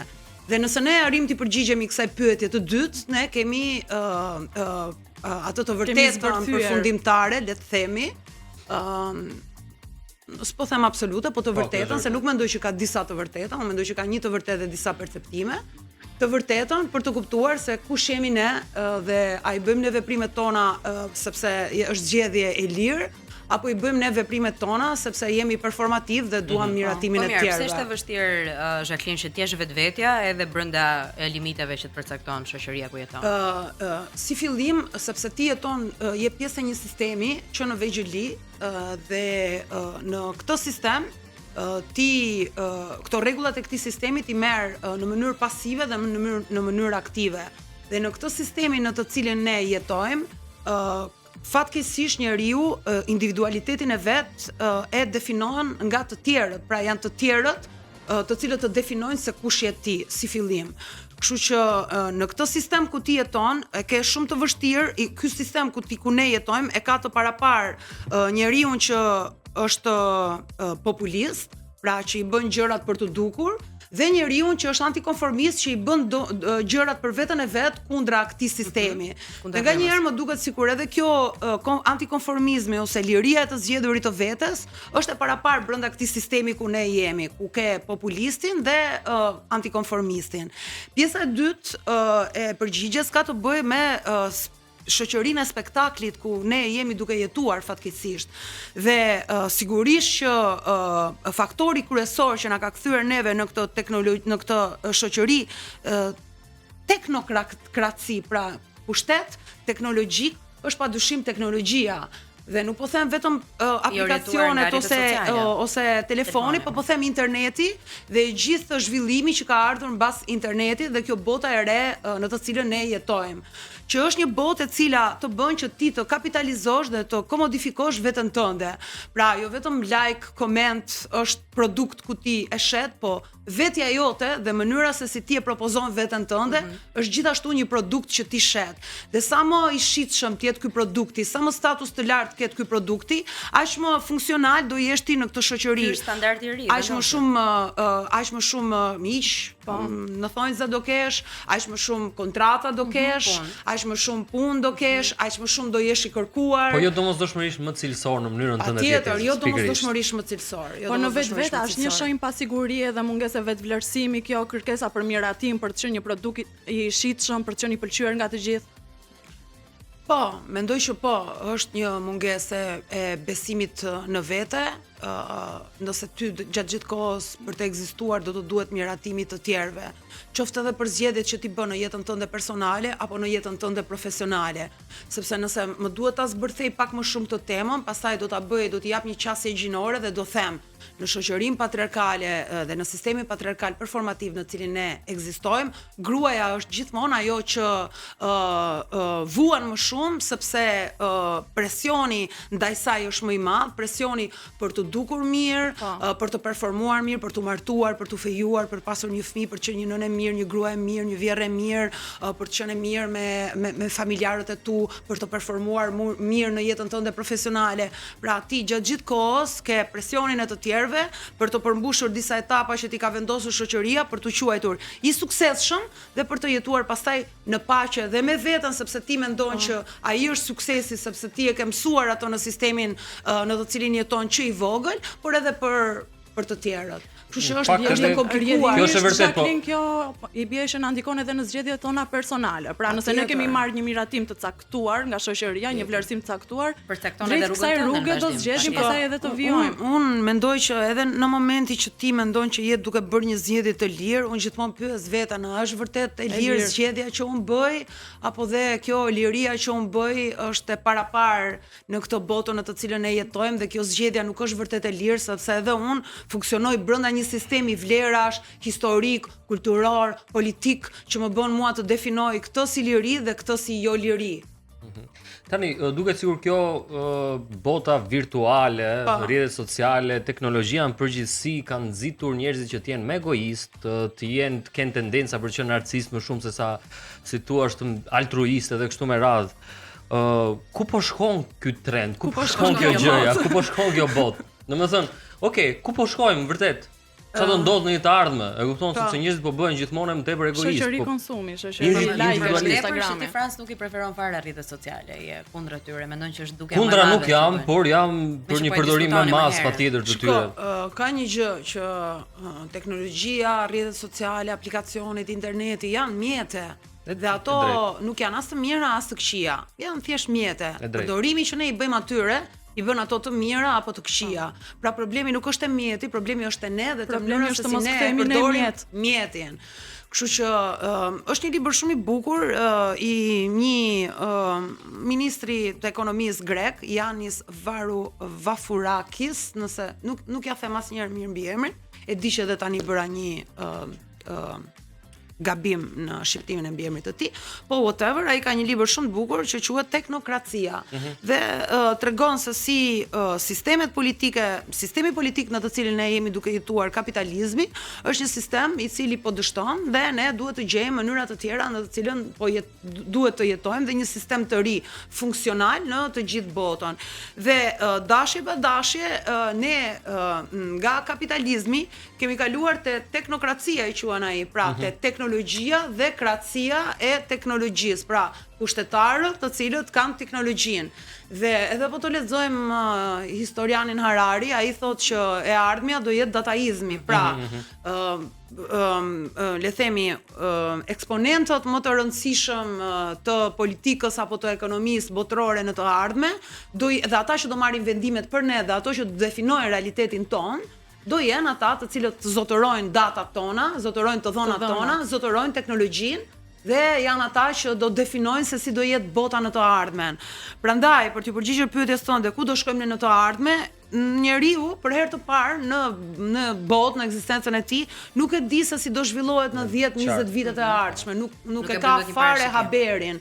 Biles është një tjetër studim i cili flet për mënyrën se si ndikon teknologjia të rinj dhe aty ka një metaforë shumë të bukur për ta shpjeguar se si ne kemi qasjen me teknologjinë dhe thotë që teknologjia për ne ka qenë një udhtim në Mars, ku ne nuk e dim në këtë udhtim kur do kthehemi, çfarë na ndodh, sa do plakemi, a do jemi mirë nga ana shëndetësore dhe nëse do kthehemi ndonjëherë si do kthehemi. Është e njëjta gjë, pra ky përqafimi që ne kemi bërë teknologjisë është një udhtim shumë i shpejt në kozmos, në të cilin ne nuk e dim se çfarë do na ndodhi. Po ne si shoqëri me çfarë hapi po ecim? Jemi shoqëri vlera, shoqëri që jetojmë për të dukur, shoqëri që mendojmë që me servilizëm mund të arrish shumë më larg apo me punë. Domethënë çfarë vlerësimi ne një shoqëri që do ta donim me jashtëzakonisht shumë punën edhe integritetin, mendoj që nuk do ishim këtu ku jemi. Pra, nëse ne duam të japim përgjigje se sa shoqërie jemi, fakti që të rinjt ikin nga Shqipëria, fakti që njerëzit nuk lindin më, fakti që Shqipëria po shpopullohet, do të thonë që ne kemi një problem. Tani, se si duam ne ta verbalizojmë këtë problemin edhe ta emërojmë këtë problemin, a është një problem që ka të bëjë me kulturën, me edukimin, me ekonominë, me politikën. Jo, unë mendoj që janë të gjitha këto së bashku.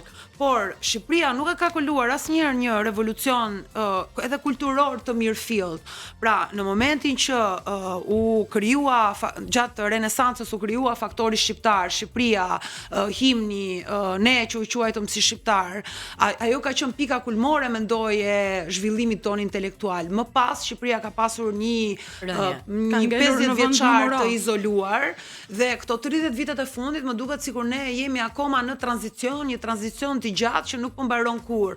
Jo sepse ky tranzicion është e pamundur të mbarojë, por sepse nuk shoh që ka një vullnet të mirëfillt nga një klasë politike elitare e cila nuk është ekzistente. Nuk mund të themi që në Shqipëri ka një elitë të mirëfillt, e cila ka një vizion për vendin dhe do ta çojë vendin në 100 vitet e ardhshme. Ne duam që Shqipëria të bëhet kështu. Tani do thonin gojët e liga, po elitat në botë janë të gjitha janë si këto që kemi parë në Epstein Files, që janë pjesët e trafikimeve të fëmijëve, të orgjive etj. Por nëse ne shohim se si janë zhvilluar vendet e tjera evropiane në të cilat ne emigrojmë, do shohim që ishte pikërisht kjo elita që themeloi shkollat, ishte elita që themeloi universitetet, ishte elita që jepte para për muzeume, për institucione kulturore. Pra elita ç'a bën? Investon në kulturën dhe në edukimin e vendit, gjë që këtu në vendin tonë nuk ka ndodhur. Prandaj ne jemi këtu ku jemi. E ndërkohë për te elitës duket sikur edhe populli është drejtuar shumë ndaj kulturës së krahasimit. Pra, nuk mendojnë të bëjnë diçka për veten, për të rritur për veten, siç elita nuk mendon për të bërë diçka për vendin, por shohin Jacqueline që po bën një jetë të mirë, një jetë të bukur me udhëtim apo një jetë shëndetshme dhe fillojnë se Jacqueline ta bëj këtë dhe unë mos ta bëj. Ndërkohë harrojnë që Jacqueline ka punuar për të shkuar drejt këtij momenti, drejt kësaj dite që t'i ofroj vetes këto mini lukse le t'i quajmë. Shiko, kjo është ndoshta arrin suksesi shpejt këtu, edhe paraja. Varet se çfarë nuk kupton sukses. Domethënë, nëse sukses është që ti t'jesh i klikuar dhe njerëzit të duan dhe pastaj ne realisht nuk e dim se si është jeta e vërtetë atyre njerëzve të cilët klikojnë. Çfarë shohim në Instagram nga fotot? Ne nga fotot perceptojmë një jetë të caktuar sepse ajo është dëshira atyre njerëzve që postojnë. Pra, çfarë është sukses? Orientojnë audiencën. Limiti që këtë krahasim me këto njerëz që ne i shohim dhe i marrim për shembull, të jetë të bëhet ndarja nga një krahasim motivues në një krahasim toksik pastaj që bëhet i dëmshëm për veten. Po shiko, nuk mund ta bësh ndarje nëse ti nuk je i edukuar dhe i kulturuar sa duhet. Nëse ti je edukuar dhe kulturuar sa duhet, nuk merresh fare me krahasime. Nuk futesh fare në sektorin e unë do ta krahasoj veten, a jam unë më i lumtur, a je ti më i lumtur. Ti jeton për veten tënde, për të shijuar momentet e tua, pa i krahasuar emocionet e tua me emocionet e tjerëve, sepse ato janë të pakrahasueshme. Kështu që pa u informuar, pa u edukuar, pa investuar ky vend në arsim, kulturë, shkencë, është e kotë. Ne do vazhdojmë, do bëjmë debate të tilla, po zhvillimi i vendit vjen vetëm nëpërmjet edukimit fatkeqësisht dhe është një zhvillim jashtëzakonisht shumë i ngadalt. Nuk ka hapa pas, po është i ngadalt. Jemi në kushtet kur pikërisht këto sisteme krahasuese që ne marrim me njerëz që shikojmë në rrjetet sociale përcaktojnë në një mënyrë apo në një tjetër dhe stilin ton të jetesës. Kështu që kjo është e frikshme kur e mendon. Po ndoshta për kësaj kanë ardhur edhe këto problematika të Jacqueline të tipit që nëse ti shikon një djalë me makinën e fundit se mund të ketë bërë lek në forma që ai është model për djem të rinj dhe thotë që unë nuk mund t'i afrohem një vajze se nuk kam çfarë t'i ofroj nëse asaj nuk i jep jetën e mirë. Ndryshe nga ky djalë që mund të ketë makinë, mund të ketë shtëpi, mund të ketë paratë edhe jetojë ajo si princesh. Kështu që tu në këtë moment ai stepet, tërhiqet edhe nuk ndodhin marrëdhëniet. Shkëputemi nga familja, linçmëria ka rënë, mund të jenë këto arsye, pra kanë ndikuar kaq shumë në rrjetet sociale. Në të gjithë në 30 vitet e fundit, ajo që ka ndodhur është zhdukja e modeleve, pikave të referimit. Prandaj nëse ne deri dje kemi pasur pika referimi, familjen, një mentor, në vendet e huaja mund të ketë qenë kisha, këtu në Shqipëri kemi pasur shtetin, ne nuk i kemi më këto pika referimi, këto modele të sigurta, ku të preheshim edhe të inspiroheshim nëse ne do kishim pikpyetje për veten tonë. Fatkeqësisht modelet e referimit apo modelet e shëndetshme të suksesit në vendin ton është bërë ky gruaja e cila bën një jetë princeshe dhe burri i cili pasurohet brenda natës. Por të dyja këto kategori njerëzish janë të barabartë dhe këto i ofrojnë njëra tjetrës, pra janë si tenxheria kapakun, ti ofron vetëm bukurinë, ti ofron vetëm paranë, kështu që patjetër që do ketë një kombinim të këtyre dy grupimeve. Unë nuk mendoj që çdo gjë që ndodh në rrjetet sociale apo ajo që ne perceptojmë në rrjetet sociale është realisht e vërtet në jetën reale. Domethënë, po flisja me Bledi Mane para disa ditësh dhe po më thoshte që kemi bërë një studim të vogël dhe kemi parë që në Shqipëri ekzistojnë rreth 3000 profile, të cilët merren gjatë gjithë kohës me gjuhën e dhunës dhe urrëties dhe bëjnë xhiron e profileve të gjithë secili. Dhe këto 3000 profile nuk janë të shumta në numër, por këto 3000 profile ndikojnë në algoritëm dhe ndikojnë në perceptimin e një individi. Unë do ta bëj në Adën personazh të dashur ose do ta bëj në Adën personazh të urryer. Sa herë që del në Ada, nëse ne jemi 3000 komente që e shajm, patjetër që muajin e 4, muajin e 5, muajin e 6, ajo nuk do ndihet mirë dhe diçka do ndikojë në jetën e saj profesionale. Nëse do këto 3000 komente gjatë gjithë kohës do komentojnë te Neada dhe do thosh sa e mirë, sa e bukur, sa ti je më e mirë, kjo do ndikojë edhe në algoritëm, do ndikojë edhe në perceptimin e njerëzve, po do ndikojë edhe në perceptimin e bizneseve, po ndoshta edhe në perceptimin e punëdhënësit. Prandaj kjo mungesa e modeleve është shumë e rrezikshme sepse të rinjt nuk kanë më modele nga të cilat të inspirohen dhe modelet e të cilat inspirohen janë modele të pasurimit shumë të shpejtë dhe nga ana tjetër teknologjia,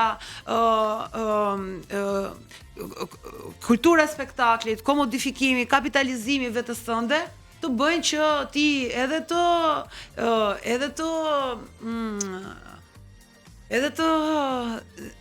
ndërhysh në perceptimet që individet kanë për veten e tyre dhe pra ti mund të ulet vetbesimi nëse ti gjatë gjithë kohës ke një grumbull njerëzish që të ofendojnë edhe të shajnë edhe por nga ana tjetër mund të ngresh një person tjetër dhe të japësh vëmendje një personi tjetër i cili nuk e meriton, i cili në fund të ditës nuk është as profesional, por nuk është as shembull i mirë. Kështu që e ke bërë ndonjëherë këtë Zhak që unë të shaj të tjerët? Je pajtuar me mendimin e masës vetëm për të dukur mirë. Jo, s'ka ndodhur? Historiku ka treguar që jo. Ja.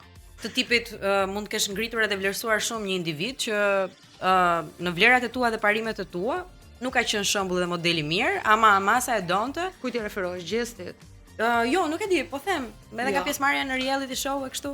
Jo, unë reality show afër mikrofonit, sepse unë reality show ku kam qenë, përkundrazi jam sulmuar se nuk e kam menduar si masa.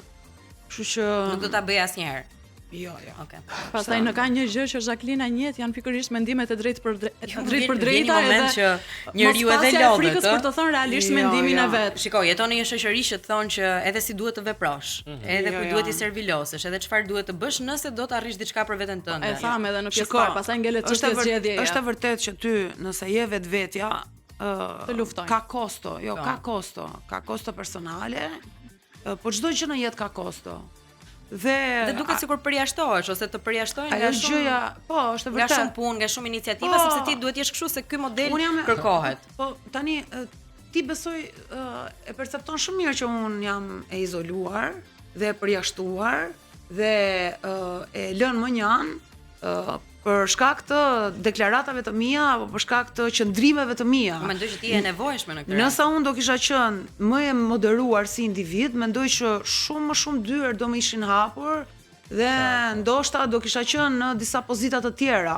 Fakti që unë me ngulm i kam qëndruar besnike qëndrimeve të mia, vetes time, ndoshta më ka bërë që të kem më shumë kosto, ndoshta më ka bërë që mos kem atë suksesin që publiku mendon që është sukses, prandaj unë thash, çfarë do të thotë sukses? Do të thotë ti jesh i komentuar nga publiku, apo do të kesh do të thotë të kesh një jetë mirë, do të kesh një jetë mirë reale apo të kesh një jetë mirë performative. Kështu që unë në fund të ditës mendoj që më ka dalë më mirë në jetën time duke qenë vetvetja dhe duke qëndruar besnike vetes. Është dukur pak më e vështirë, por rezultati përfundimtar ka qenë më afatgjatë, më është dashur më shumë kohë, po i suksesshëm. Po si e ke dalë se meqense përmendën komentet, je nga ato personazhe që ke patur edhe sulme, edhe komente negative, edhe kërcënime. Po si ja bën Zhak? E ke pranuar si fakt edhe thjesht i neglizhon? Jo, ajo që unë mendoj te mendja ime është që në momentin që ti duhet përthyer bagaj mikrofonit. Bën deklarata në shoqëri dhe shoqëria polarizohet dhe disa janë me ty, disa janë kundra teje, kjo është sukses për ty. Unë mendoj që e rrezikshme është kur njerëzit të gjithë të duan, unë do pyesja veten, ore, ka një gjë që nuk shkon. Gjithë ata që më duan, dhe kur të gjithë të urrejnë, ka diçka që shkon. Kur ti e polarizon shoqërinë dhe kur ti merr reagime nga shoqëria, për mua është sukses. Sepse në fakt unë nuk jam një individ apatik që nuk nxis asnjë gjë dhe nuk ngacmoj asgjë në brendësinë e publikut. Kështu që në momentin që shoqëria është e polarizuar dhe patjetër që polarizimi në një shoqëri konservatore do jetë më i vogël pro meje dhe më i madh kundra meje, për mua është sukses. Po pse kemi të vështirë ne që ti pranojmë njerëzit që mendojnë ndryshe? Se për shkak të kulturës, së mënyrës se si jemi rritur, ne nuk jemi rritur që në familjet tona nuk na kanë rritur që të mendojmë për veten, po bëje për hatër të mamit, për hatër të babit, për hatër të tezës, të dajës, mos ta marri vesh komshiu. Kjo duhet bërë sepse kështu e bëjmë ne, sepse kjo është tradita shqiptare, kjo është kultura shqiptare. Kështu që ne rritemi pa vënë në diskutim asgjë. Pa vënë në diskutim nëse feja që na kanë veshur na pëlqen, na duhem, nëse nuk kemi të lirë që zgjedhim, nëse mënyra se si familja jon apo rregullat, vendimet që ata kanë marrë për ne na përfaqësojnë, nëse zgjedhjet që ne kemi bërë për veten tonë janë zgjedhje që realisht duam. Kështu që në një shoqëri ku edhe profesioni të zgjidhet nga familja. Po. Nëse unë mendoj patjetër që çdo gjë në këtë jetë ka kosto, po kur mendon që të jesh vetvetja ka kosto, që këtu ka diçka gabim për mendimin tim. Patjetër, sepse do të thotë që disa gjëra në shoqëri nuk funksionon siç duhet, ose ai zinxhiri gjatë biografik që ka pasur historia e shoqërisë ka diçka gabim që duhet të ndreqet. Se dima do ekzistonte ky debat para Instagramit, para rrjeteve sociale. Mendoj që po. Shiko, brendësia njerëzore besoj që ka ndryshuar. Po të lexosh, po lexoja një libër dhe brenda atij libri ishin ca shkrime të Euripidit, kështu që epoka e hekurit. Dhe ai ankoi se ju e dini se si është hekuri, që hekuri rrihet shumë, pastaj vendoset në ujë disa herë, po, dhe në fund fare pastaj çfarëdo që të bësh ti me të, ai është kalitur dhe çfarëdo që të bësh ti me to nuk ndodh më asnjë gjë. Dhe njësoj metafora ishte me këtë kalitin e hekurit, pra sa e vështirë është ti të jesh i ri në ditët e sotme në epokën e hekurit, sepse njerëzit janë shumë falso, njerëzit janë shumë fake, çdo gjë e bëjnë për të performuar dhe ata që performojnë janë njerëzit e këqij dhe njerëzit e mirë janë gjithmonë ata që e pësojnë. Dhe nëse e merrja atë poezinë dhe e lexoje në ditët e sotme, nuk e dalloje dot nëse i përkiste epokës së hekurit apo epokës së sotme. Brendësia njerëzore po ajo është, po të njëjtë jemi. Janë mjetët rreth nesh që me të cilat ne ndërveprojmë që nxjerrim pastaj atë brendësinë tonë. Një histori e lash sabota, tha. Një histori e lash sabota. Dhe nuk na ngelin ne për të shpikur asgjë të re, ne thjesht ripërsërisim në mënyrat tona me risitë e kohës ku jetojmë. S'ka asgjë të re në këtë diell, megjithatë ajo që mua më bëri përshtypje nga gjithë kjo bisedë është që ne nuk e dim se si do jetë moti nesër patjetër, por si do jemi si shoqëri pra e ardhme. Kjo është edhe e frikshme në jetën. Unë mendoj që do jetë ndritur, edhe do jetë mirë. Le të jemi pozitiv. Se të keqen e kemi në dorë. Më keq se kaq nuk ka ku shkon. Kështu që Jacqueline, falenderojmë shumë. Faleminderit. Ditë mbar. Edhe je gjithmonë e mirëpritur në zgjohë po deshe. Faleminderit, kënaqësi. Okej, ja kështu folëm, diskutuam, rrahëm mendime si ai hekuri që tha Zhaku. Ne kthehemi prapë pas pak sepse s'kan mbaruar rubrikat në këtu në zgjohë po deshe.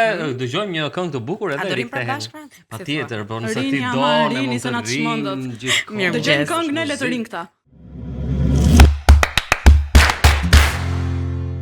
Mirëmëngjesi, 8:46 minuta, pa kuptuar Riku ora. Sa i bëri zili kjo, domethënë kjo spoti i Vasit që ishte kjo muzika greke në sfond. Edhe ti që mendon që është ende, dua të shkoj edhe në aty. Stinathina mu, dhe ti që mendon që pushimet janë ende larg, muaj larg, megjithatë ne me këto që kemi, me këto që na ndodhen. Franc. Dhe për momentin na ndodhet filxhani i kafes të që unë e kam ndodhet dhe të erdhi dita. E shijova atë kafen time dhe tani jam në ankth të di se si erdhi dita të ta lexojmë vetë filxhanin. Të lëm në ankth, jo. Çati ka bërë një punë shumë të mirë me leximin. Shumë mirë pas ke pirë këtë kafen, pas ke një rrugë mesazhore. Faleminderit që e kam pirë mirë. Më mirë se ne po jer. Se thotë që ke rrugë, kupton? Me sa kuptoj unë. Do ikin korçë, më shikoja është liruar thuaj çati. Por çfarë thot çati? Çfarë duket në filxhan? Qendra e errët poshtë, një mendim apo shqetësim që ke mbajtur gjatë brenda vetes. Është diçka që të ka zënë vend në kokë, por nuk është më kaotike si më parë, po shkon drejt qartësimit. Ka të drejtë gjithje se ka qartësimin, se e kam vënë edhe unë. Ka të drejtë, se kisha një siklet të errët në fund të qenies time psikologjike, fizike. Ke pasur sfidë thotë edhe çati. Jo, ka kështu dilema ekzistenciale Franci, nuk ka punë lekësh.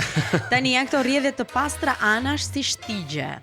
Vendime dhe lëvizje. Ke qenë në një periudhë dileme, por tani po hapen 2-3 rrugë konkrete, njëra lidhet me punën, ekspozimin. Po tash 2-3 rrugë e sigurt, se një është nga Gramshi, që e ha. Ja, udhëtimi i shkurtër thot. Po ai ka qenë besoj. Rruga që kishe. Mbase është ky Po prit, se njërin e ke me punën.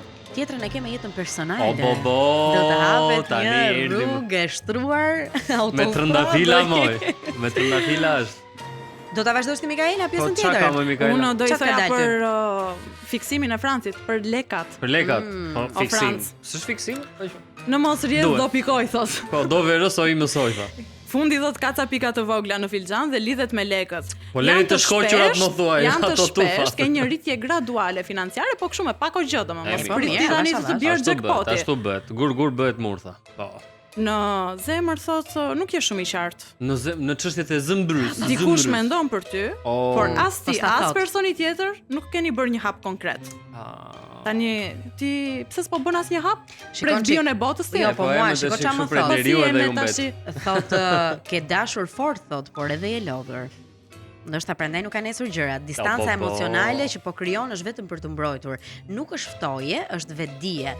Dua dashuri thot Franci, po jo me çdo kusht. Po që ka të drejtë Ka të çati drejtë, kur e mendon. Filxhani im shef çati, edhe më. dy forma që duken si dy figura përballë njëra tjetrës, që tregon që komunikimi pafrohet. Po vjen.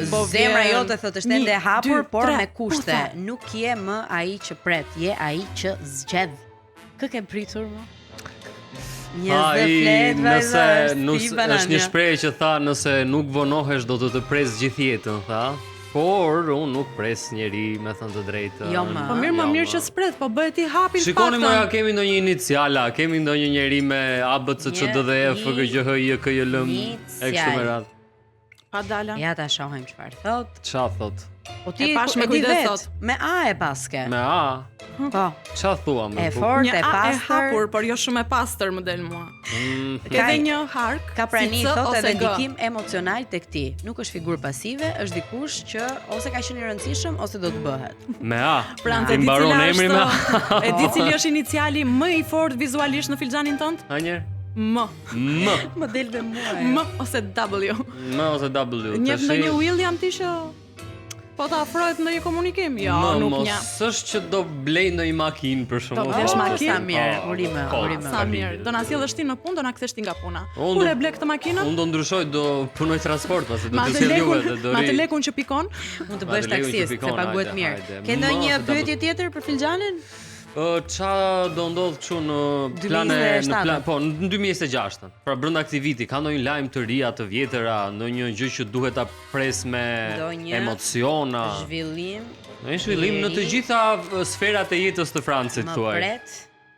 Çfarë thot Çfarë thot Filxhoni? më? Filxhoni. Më shumë ka lidhje me punën dhe projektet personale Amin, Foto France. amin, faleminderit tuaj Është çati. diçka që e ke menduar prej kohësh, por në 2026-ën merr formë reale. Çfarë ke menduar ti Këtu ka prej të drejtë, kohësh? nuk dua të flas për të gjë, po të jetë puna për Franci ka punë. Po. filluar na mban sekrete. Ka të drejtë çati për Po këtë ky gjë. thotë që do sepse- bësh një lëvizje të papritur ore. Ç'a thua? Është një Ja, udhëtim, shikoje. Jo, thot një mesazh takim ose një situatë që nuk e ke planifikuar.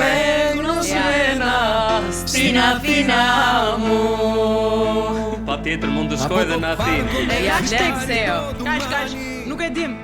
Diçka e re që hapet me fjalë me konfuzion, jo fortunë, jo dramë në Ja jetën që tënde. do shkoj edhe në Athinë këtë vit. Mund të shkoj edhe në Athinë këtë vit, kjo është e vërtetë. Okej, si të duket filxhani deri tani? Me thënë të drejtën, për te i gjithë këtyre batutave që ne bëjmë, disa gjëra çati i kishte goditur, i kishte rënë kokë për mua. Po, dhe për zemrën thotë që Te pjesa e jep dashurisë. drejtim këtë vit. Do t'i jap Po, drejtim, je i prerë thotë, je stoik. E ndan mendjen edhe Kemi nuk është dasëm? vit As kështu kemi që bën dasëm. lojra Kemi dasëm? lart e poshtë. Sonte kemi dasëm, po Sa martoj gjemsin do Francë. martoj? Xhemlusën. Unë do ta bëj dasëm në Athinë, kështu që. Oh, Ai ha.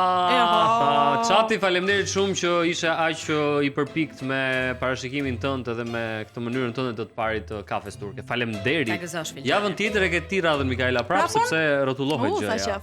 Okej. Unë mezi po pres të vazhdoj takimin tim me Mikelën. Aty ku e ke lënë. Aty Po, e po. ke. Përsërisim edhe një herë quizin për ditën e sotme, gjeje ku, në cilin qytet është e turpshme të veshësh sandale me çorape. Mund të jetë Parisi, Praga, Berlini apo Milano. 068 40 63 423. 423. Numri joni telefonit për të dërguar përgjigjet tuaja dhe keni mundësinë të fitoni një kupon në vlerën e 50 eurove nga Sweet Spot. Por fillimisht gjeni se në cilin qytet është e turpshme të veshësh sandale me çorape. Turp të vitit. Madje e konsiderojnë krim. Zgjidhni një Nuk nga këto duhet ta qytete, bësh. në Hamburg, Athinë po e more. po njërë, në Athinë ta keni të sigurt që nuk Është një visha. vend ku moda nuk të fal fare, ka ca Aha. rregulla të Si, përcaktuara. flasim Cili mund për- të jetë? Skrapari? Ah, çoroboda. Ta shikojnë, ta Nga shikojnë. Vostopoja e sigurt. Njerëz keni dhe Dhe sa kemi, ma? Më shumë se 30 minuta kohë për ta gjetur kuicin. Më shumë se 30 minuta, okay. Po, okay. Ose më kujtua Pasën kështu kohë. vetja në fëmijëri kur dilni me shapka edhe poshtë pallatit ose për bler diçka. Po dilnim zbathur, pa le me shapka ishte luks të dilja. Dilnim zbathur edhe më mungon ajo periudhë në fakt kur ishe vetvetja se Ja, kthehemi dil prapë tek zbathur tema. tani. Po mirë me tash. Pa pra, Jo, jo të lutem, po. jo, Jo, lëre, jo të lëre, lutem. mos e sfido. Jo, po se ju Lëre, jetonit për veten, si jetonit E, për pra, botën, jo po se unë që skërceva njërë në program isha e kufizuar me Edhe limite, kështu ho me pra dil radhë. zbathur. Ti do e pranoje domethënë. Ja, si rrotullohet bota. Direkt të vjen. Kënga Nëse e themi të bëjmë ditës. shmëndurira. Kënga e ditës, kënga e ditës, kënga e ditës dhe rikthehemi pas pak Kënga e sepse nuk kemi mbaruar akoma. Mirëmëngjes. Mirëmëngjes. Mirëmëngjes. Kemi sërish ne pra bashk. Mirëmëngjesje. Sa shumë ora eksakte. Ui, Mikaela, çfarë po ndodh me ne të dy? E ke orën 9 pa 1 minutë. 9 pa 1 minutë. E presim. Po shka fix. Jo, nuk shkoj akoma. Ora për të qarë ndonjë hall. Apa. Do kalojmë te ankesa. E kemi siglën? Po e kemi. E kapim 9-ën. Kalle Hallen. E kapëm 9-ën? Kalle chat hall. Atëherë nuk mund të fillojmë ankesat. Kalle Hallen. Jo, po jemi shumë preciz në ankesat. Ti filloje se do ta kapim 9-ën, po patjetër. Mirë. Tani kemi dikë që me sa duket e ka punën pak larg si na. Dhe thot, në cepin tjetër Urbanin thot e presim si ishin. Se dim a vjen, Urbani. Po prap shpresojmë. Sati. Shumë e bukur ishte kjo. Ju kë prisni kështu Urbanin apo ndonjë ish? Kjo ishte një Ne presim i dysh në fakt, po. I dysh. Po. Me thënë të drejtën, ne presim vetëm Urbanin. Dhe kjo është pak po e sigurt, por që fare s'lëviz. Tani unë se marrë që ka dërguar. Po qanë dhe hallin e Urbanit dhe të ishit. Po, pra atë do të 900 urime. Kështu hallesh pashi. Minon. Ti Mikaela e pret ishin apo s'ke kohë? Jo, moj motor për të humbur. Zotëria, kam shumë punë. Okay. Jam shumë e zënë me punë, nuk kam kohë të pres. Zonjusha që ka shkruar këtë ankesë është shumë inteligjent, duhet të thënë sepse ishte një formulim dhe artikulim ankesë shumë e bukur, me thënë drejtë. Mua më pëlqeu shumë. Po. Kështu që unë them të na çoj për ditë nga një ankesë. Po sigurisht ose ti mundsojnë transport të punës si gjëna. Po, ti themin për shembull sikur në Urban të gjej edhe ishin. Do ishte shumë e bukur. Unë them po sikur të na jap emër mbi emër të ishi dhe ne organizojmë këtu në studio, ndonjë nga këto i themi ke fituar kuicin ti, ke fituar kuicin dhe ti dhe i bëjmë bashkë. I bëjmë bashkë ta, po. Po pyetje do apo s'do se ka një arsye pse ka më. Ai do më përderisa i përmendet do më natë. Do flasim më tej dhe do japim një zgjidhje edhe këtij halli se deri tani vajtën 2 javë vetëm një hall kemi zgjidhur, vetëm kemi qar halle. Përderisa e ka përmendur që presa autobusin apo pres ishin, do të thotë që e do akoma dhe e pret akoma, sepse përndryshe nuk do ta kishte përmendur. Po tash po flet për autobusin apo për ai po flet me të dyja. Ai po flet për të dyja. Pra po presim autobusin siç po presim ishin, thot. Prap kemi shpresë thot që do vijë autobusi për të shkuar në punë. Ti priti njëro byrazes se nuk i dihet jetës. Gëzuar fiks për e ha që nga edhe puna e këtij tjetrit. Priti njërë se nuk i dihet. Ne hallim dhe hallin e këtij tjetrit. Po Trump drejt ishte një hall kampion, është ky që do vi tani. Kjo ishte kështu. Okej. Thot dëgjuesi tjetër, këta te puna ime kërkojnë eksperiencë 5 vite për një rrok që bën sa abonimi një palestre. Pra nga këto që duhet të jesh me master, me doktoratur, të kesh 25 vite eksperiencë, por ti je 18 vjeç. Ashtu është thënë. Dhe rrogën kismet se flasim. Kismet nga muaji 4, se 3 muaj janë në provë, e kupton, edhe pastaj të shikoj. Muajin e 4 po ja se haruam të deklaronin. Muajin e 5 po shikoj se kisha haruar një dokumentacion aty. Muajin e 6 bëre një gabim, largohu. Pas 7 muajsh ti fillon punë zyrtarisht edhe ke një rrogë të çuditshme. Dhe i thua, "Ore prit se rroga minimale është kaq." Po ti s'di minimumin ton. Po ty të duhet ajo puna se duhet të krijosh eksperiencën, pastaj duhet të kesh përvojë. E mbyt minimumin ton. E mbyt. Kjo është një ankesë në fakt që të prek në lag edhe në tela se ku i dihet domethënë. Më mirë të kesh punën tënde.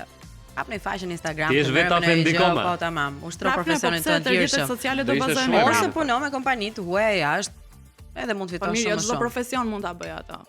Po prandaj po ikin në Gjermani shumica. Në përgjithësi IT-t punojnë me kompani të huaja dhe shumica që po ikin në Gjermani janë infermier, mjek. Në fakt varet çfarë kërkon.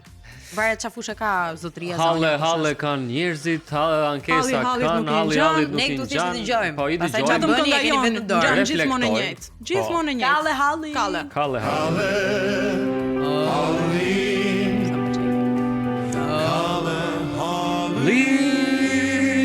Pa tjetër edhe pas shiu del ylberi, del dielli, kështu që pas halleve ne është momenti që të qeshimi çik, se është momenti Barsaletës. E kemi siglën? Po, jo, po. Naçmondi. Do më dal. Jo, në dark, kur thot mami ke ngrënë dark, e kemi siglën? E kemi siglën. Darka. A ka një sigël? Po shkoj në tualet, futë siglën. Mirë, okay, tani un kam zgjedhur një Barsalet që është pak e shkurtër. Okej, do na thuash. Por shumë e bukur, sepse atë tjetrën që kisha menduar për t'ua thënë sot po e le për nesër dhe po u le kështu surprizë befasi, po. Ishte një ditë shumë e bukur. Një ditë pranvere në fakt. ku lulet kishin çelur, ndjehej ai gjelbërimi në ajër, ato pemët ishin plot me gjethe, ishin plot me ato frutat e bukura ku ndërmonte aroma e pranverës, një fantastike kështu. Aman, Dy alergjit. zogj ishin në pemë. Ishin një çift të zogj shumë i bukur në fakt. Ai zogu. Miki dhe Piki. Miki dhe Piki, domethënë njëri ishte me ngjyra që ishte femra patjetër, kurse tjetri ishte një çik jo me kaq koloratur saç ishte Kolorite. kolorite saç ishte kjo. Kjo e marr nga teti po. Gruaja, dhe po rinin aty po flisnin me njëri tjetrin, ishin çift prej vitesh tani më si zogj të konsoliduar, do të thoja. Dhe po e shijonin pranverën me njëri tjetrin aty dhe shikonin një breshk e cila ngjitej në pemë. Një breshk që ngjitej në pemë? Po. Me Ngjitej këtë në ritëm? pemë dhe këputej, binte prap në tokë, binte kështu përmbys. E shikonin këta, bo thoshin, njëri të sa keq thoshin. Të nesërmen prap e njëjta gjë. Ky çift i zogjve që pinte kafen e mëngjesit, aty shikonin këtë breshkën, ngjitej në pemë. Binte pastaj. Binte këputej, shikonin këta. Pas kishin ascensor. Të nesërmen ndodhte e njëjta gjë, breshka e shkret, ngjitej, ky çift i zogjve e shikonin, ngjitej në një moment kthehet kjo zonja zogëza edhe i thot bashkëshortit të saj duke para të breshkën, i dashur i thot, mendoj se ka ardhur I dashur Piki. I dashur Piki, mendoj se ka ardhur koha që ti themi të vërtetën, që është e adoptuar. Sa të mirë. Po kishin adoptuar një breshk sepse e donin shumë. Duar përkitje për Mikin dhe për Pikin. Që është ende duke rënë nga pema. Që quhet husky. Tani vendosin, çfarë më kujtua një shprehje shumë e bukur që thoshte Piki dhe husky. Ishte një shprehje shumë e bukur që thoshte edhe një zog mund të bjerë në dashuri me një peshk, por ata asnjëherë do ta jetojnë dashurinë e tyre se s'do takohen as kurkund. Jo. Dhe kështu Francit ju kujtua historia e tij e dashurisë të Ishte shumë e cilën nuk e bukur, jetoi ishte shumë e kur. bukur kjo. Dhe vazhdon ende. Prandaj shumoni brenda racës tuaj. Prandaj adoptoni breshka më mirë njerëz, se nuk i dihet elefant vërtet. Okej, përsëritim edhe një herë quizin. Si është ajo? Shtrikëm të ke organin? Po. Mos i bëj shokut gropën se bën pallat. Po fiks po. Se janë shtuar dhe ndërtimet. Ose mos vish çorape me sandale, se është turpi botës të paktën në këtë qytet. Në cilin qytet në fakt po kërkojmë, është e turpshme të veshësh sandale me çorape ose çorape me sandale. Sandale çorape, çorape sandale. Paris, Prag, Milano apo Berlin. Është momenti të skualifikojmë njërin prej alternativave. Cila është ata? Largojmë Pragën. Dhe mbetet Paris, Milano apo Berlin. Moda është e shenjtë, është fe në këtë vend. Kështu që prandaj nuk falen gabime të tilla. 068 Edhe ju si falet mos e gjeni në fakt sepse 63 423 ju e keni gjetur besoj po. Nuk duhet. Patjetër. Edhe në Instagram. Keni vizituar si Jo, unë ende. Mikaela po. Bleu dhe një paqarape kur shkoj atje. Por nuk kisha sandala.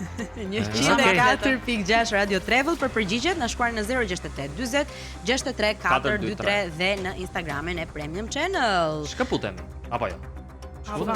Kemi sigël për këtë? Me leje, a mund të shkëputemi? A mund?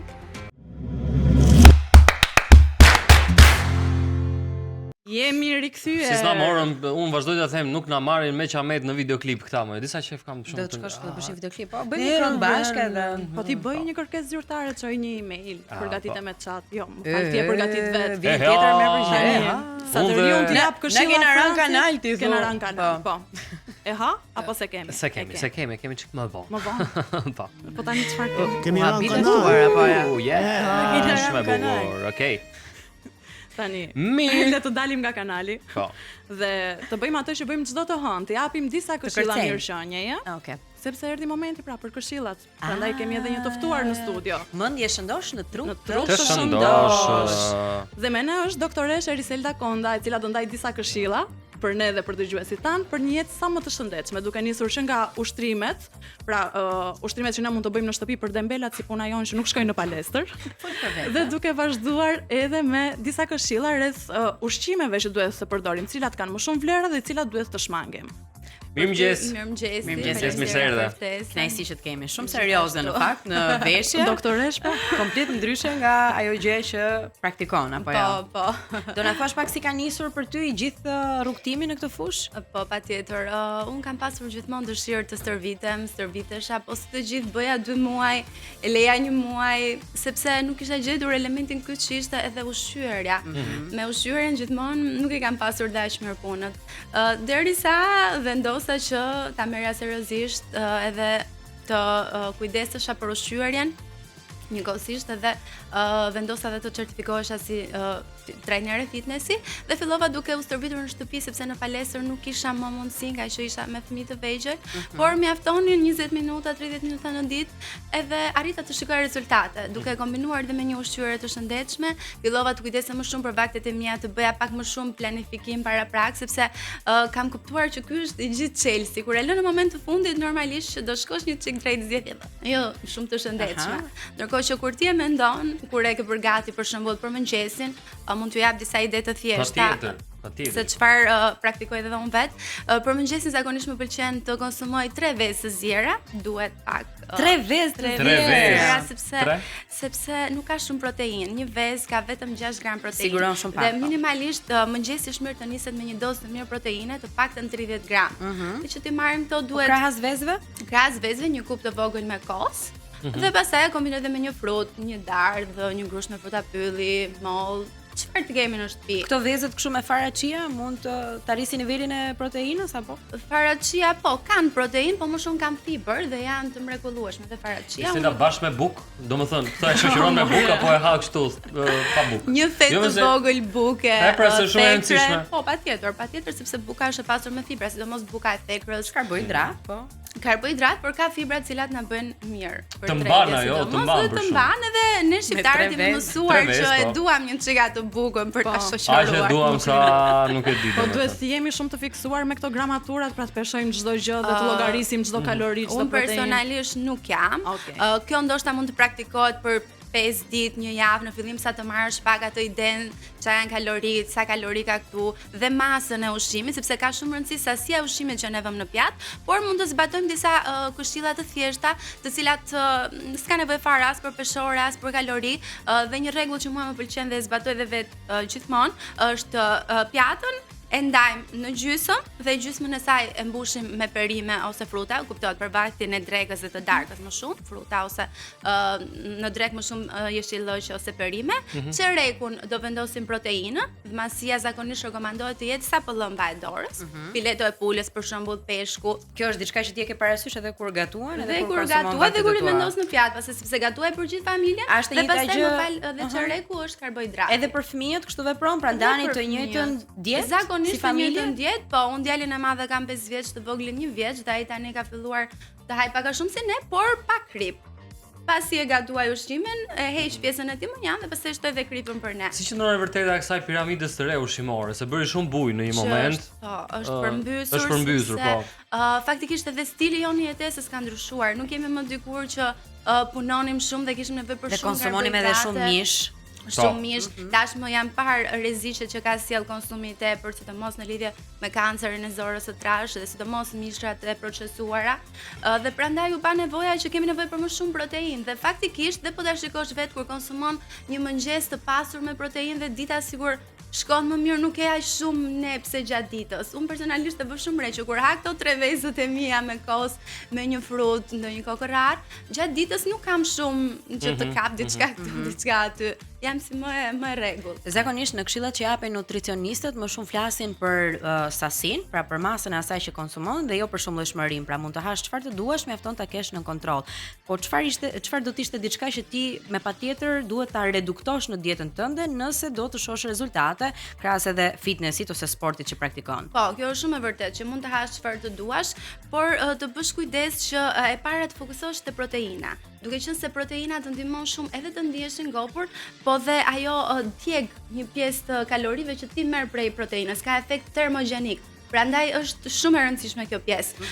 Duhet të reduktosh yndyrnat dhe që i gjejmë shumë te grupi i frutave të thata ose vaju lirit avokado, janë me shumë vlera ushqyese, yndyrna shumë të mira, por problemi është që janë të dëndura në kalori dhe është shumë kollaj që ta teprojë, sepse kanë gati 2 fishin dhe pak më shumë të kalorive që ka një karbohidrat apo një njësi proteinike. Po si mund të ishte një dietë për shembull nëse ti vendosi gjithë javën të marrësh proteinë përmes vezëve? Dhe çdo vakti joti të përfshi vezë. Është ajo që do bësh në pulë. Po nuk është edhe kjo teoria që trupi mësohet nëse ti përdor gjatë gjithë kohës të njëjtin ushqim dhe pastaj nuk ja merr më vlera sepse është diçka normale për të. E kam lexuar diku edhe këtë. Mund të nuk të bën më diferencë. Nutrientët ajo gjithmonë të njëjtë do të ketë, po do mërzitesh. Jo se do ham të njëjtën që çdo ditë dhe unë alternoj. Po janë si këto keto diets, domethënë këto dietat keto që ti ha vetëm mish ose vetëm vezë për shembull. Gjithmonë, megjithëse keto diet ka përfitime në disa situata të caktuara mjekësore kur rekomandohet, por unë nuk jam pro e këtyre trendeve.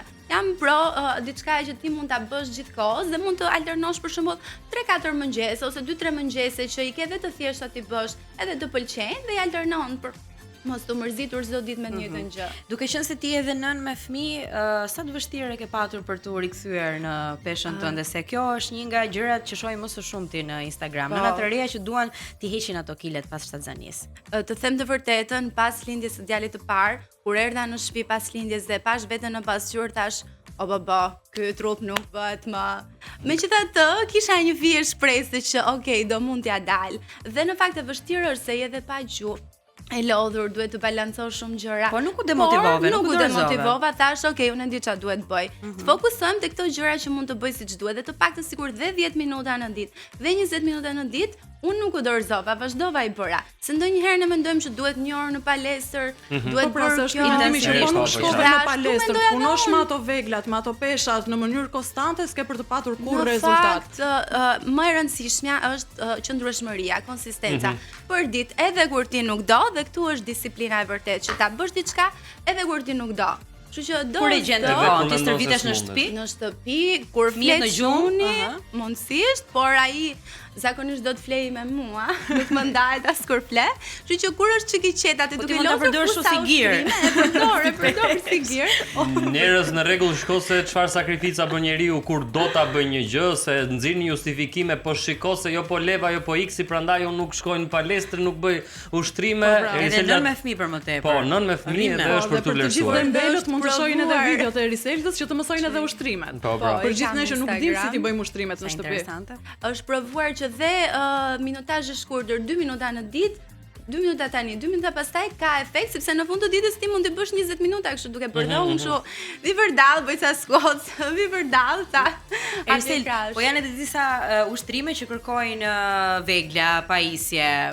Ke ti alternativa për shembull në shtëpi me objekte në shtëpi që mund t'i përdorësh si bidona uji, zgjedhja më. Se ka nga ato që më e thjeshtë dhe bidoni me atë për squat, burrin. Kështu mos kërkojnë fëmijë më të rritur. Për të shtuar peshën, por dikush që e merr me qejf mund t'i blej se nuk kushtojnë shumë gira të faktë. Patjetër, po. Edhe ato elastikë. Elastishe. Po është dikush që na dëgjon tani dhe do direkt filloj të bëj ushtrime në shtëpi. Ç'a mund të marrë? Që sot 2 gira ose që sot 2 shishe ujë, se gira s'ka më të qejf. Ti morë nga ato 5 kg, 10 kg merri aty. Dhe ato pastaj për squatin, po për ushtrimet e krave 1 kg gjysmë, 2 kg është ideal. Një elastik, kaq do ishte ose stepi është ajo shkalla e vogël si stol, dhe ajo është shumë e mirë për të bërë kardio në kushte shtëpie. Do ishte ideale. Kam një pyetje, e lidhim pak edhe me temën që ne diskutuam sot, a jetojmë për vete apo për tjerë. Ti e kishe të vështirë, a mendoje se çfarë do thonë njerëzit kur ti fillove këtë trendin për të postuar video në rrjetet e tua sociale dhe për t'i mësuar njerëzit se si të bëjnë tamam ato ushtrimet edhe kështu me radhë? Po, se në fakt më lindi spontanisht si ide dhe në fillim ishte ai momenti i parë që po çfarë do thonë ja u bë kjo, kjo mjeke vetë merret me fitness. Pastaj thashë ti çfarë kam ndjekur një personalitet amerikan, Mel Robbins, që unë e pëlqej shumë, nuk e di a e keni dëgjuar ju. Edhe ajo po bënte një si tipi trajnimi falas online dhe tha jepi leje vetes që të bësh atë që ti ke dëshirë. Dhe unë gjithmonë e kisha pas pasion dhe dëshirë fitnessin, por e stepja vetë, ndërsa thashë di çfarë jepi leje vetes dhe provoje një herë. Tek e fundit çfarë do ndodhi? Po, njerëzit do kenë gjithmonë diçka për mirë. Edhe kur bën diçka mirë për veten, po besoj e ndjerë gjykuar edhe kur ke qenë pak mbi pesh pas shtatzanisë. Të tjerët nuk është se ma vjen në dukje, po të truri im ishte se më mirë kuptonin. Pra ka nisur nga vetja, edhe dëshira për të ndryshuar. Mund të marrim rezultate thjesht duke ushtruar në shtëpi pa shkuar në palestër? 100% po. Po për këtë jam edhe unë garant sepse e kam provuar vetë në kushte shtëpie. Ka disa aplikacione të cilat janë, si thua, palestra në kushte shtëpie pa pajisje. Dhe është vërtet shumë e mirë. Është ajo që thotë Riselda, nëse ti ke qëndrueshmëri në atë gjë që bën, nuk e le, e vazhdon për muaj të tërë, atëherë edhe rezultatet do duken patjetër. Pra tani nuk kemi më asnjë lloj justifikimi. Vetëm këmbgulje duhet ndash mendin edhe ti futesh me kokë. Si çulesh edhe ha ato patatina duke parë televizor, mund të jesh me edhe ca skoc. 10 minuta pasi ke ngrënë është ideale. Cilat janë pyetjet më të shpeshta që të bëjnë njerëzit për shembull që të shkruajnë në rrjetet sociale? Dëgjova kujtim. Në lidhje me ushqyerjen ka qenë kryesorja. Çfarë të ham, edhe pse i kanë aty duket e pabesueshme që duhet hash këto vakte, duhet të fokusohesh te proteina, duhet të pish 2 litra ujë në ditë, duhet të bësh 10.000 hapa, prap te ushqimi qëndron, se ushtrimet kanë aty dhe mund t'i ndjekin. Por ju duket sikur duhet një dietë specifike që funksionon vetëm për të, ose nuk i më saktë duan rezultate të shpejta. Duan të humbasin 10 kg për 2 javë. A mund të arrijnë rezultatin e jemi në shkurt ende për të përgatitur atë trupin e bukur të plazhit deri në korrik? Po, jemi super në kohë. Super në kohë. Maksimumi 4 kg në muaj mund të heqësh në mënyrë të shëndetshme. 4 kg. Sa mund të shtosh? Për një shoqe. 2 kg mund të shtosh. Edhe pse mira është që mos të tentosh te numrit e pesha. 2 kg, 3 kg, qoftë gjysmë kile të kesh humbur, është rezultat, sepse ndërkohë ke shtuar dhe masën muskulare në qoftë se shkon paralel dhe me stërvitjen. Pyetje nga salla. Në raport me këto ëmbëlsirat, për shembull, un kam kohë që kam tentuar që t'i largoj një çik t'u ri larg. Një herë në kaq të bëjnë gjë ato për shembull. Jo, nuk të bëjnë. Dhe çfarë për shembull? Un jam me këtë që asnjë grup ushqimor nuk duhet eliminuar. Okej, ëmbëlsirat e dim që mund t'i zvendçojmë me fruta. Mund t'i zvendçojmë me ëmbëlsira në kushte shtëpie. Mund t'i bëjmë, ka shumë receta që i gjen kudo. Un kam një recetë shumë të shpejtë që ja bëj dhe fëmijëve tërshërën, e përziej me qumësh, vezë, pak fare mjalt mund t'i hedhësh, ca fruta pylli, pak banane dhe një banane të shtypur, e pjek dhe del super ëmbëlsirë. Baklavaja syn gjikundi, si banana bread që përmendim sot, si buka me banane. Fix. Baklavan për festa patjetër që ta konsumojmë në moderim, por jo gjithë tepsin. Jo gjithë tepsin. Çelësi është te sasia. Mund të hash çdo gjë, por jo një tort, një vakte të tjera. Nëse ke ngrënë shumë në një vak, balancoje. Po ja, ndonjëherë njerëzit nga kjo koha që mendojnë se është e vrrullshme dhe kanë shumë gjëra për të bërë dhe konsumojnë ca vakte kështu të shpejta. Domethënë as ky s'është justifikim se ti nëse do e merr me vete dhe konsumon aty, janë brapa këtu dhe. Se ja, vezët e zjera dhe mund t'i marrësh, ose një tërshër që e ke përgatishën darkë mund ta marrësh, ca fruta të thata dhe një banane mund ta marrësh. Do thënë mund të gjesh çfarë të pëlqen ty. Është drejt. Edhe duhet ta dëgjosh edhe tu, është vërtet bananës. Kështu që gëzuar, faleminderit shumë për të gjitha këshillat. Nisem shumë faleminderit ditë mbar. Edhe e mirëpritur gjithmonë në zgjohu po tesh. Faleminderit shumë. Ja i morëm edhe ca këshilla. Tani ndihemi keq me veten që nuk i kemi zbatuar deri më sot këto këshilla. Se kemi asnjë lloj justifikimi për mos i zbatuar. Do dëgjojmë ndonjë këngë apo? Po ta dëgjojmë një këngë edhe kthehemi për të bërë. Dëgjojmë një këngë, jemi në minutat e fundit, rikthehemi me fituesin e quizit.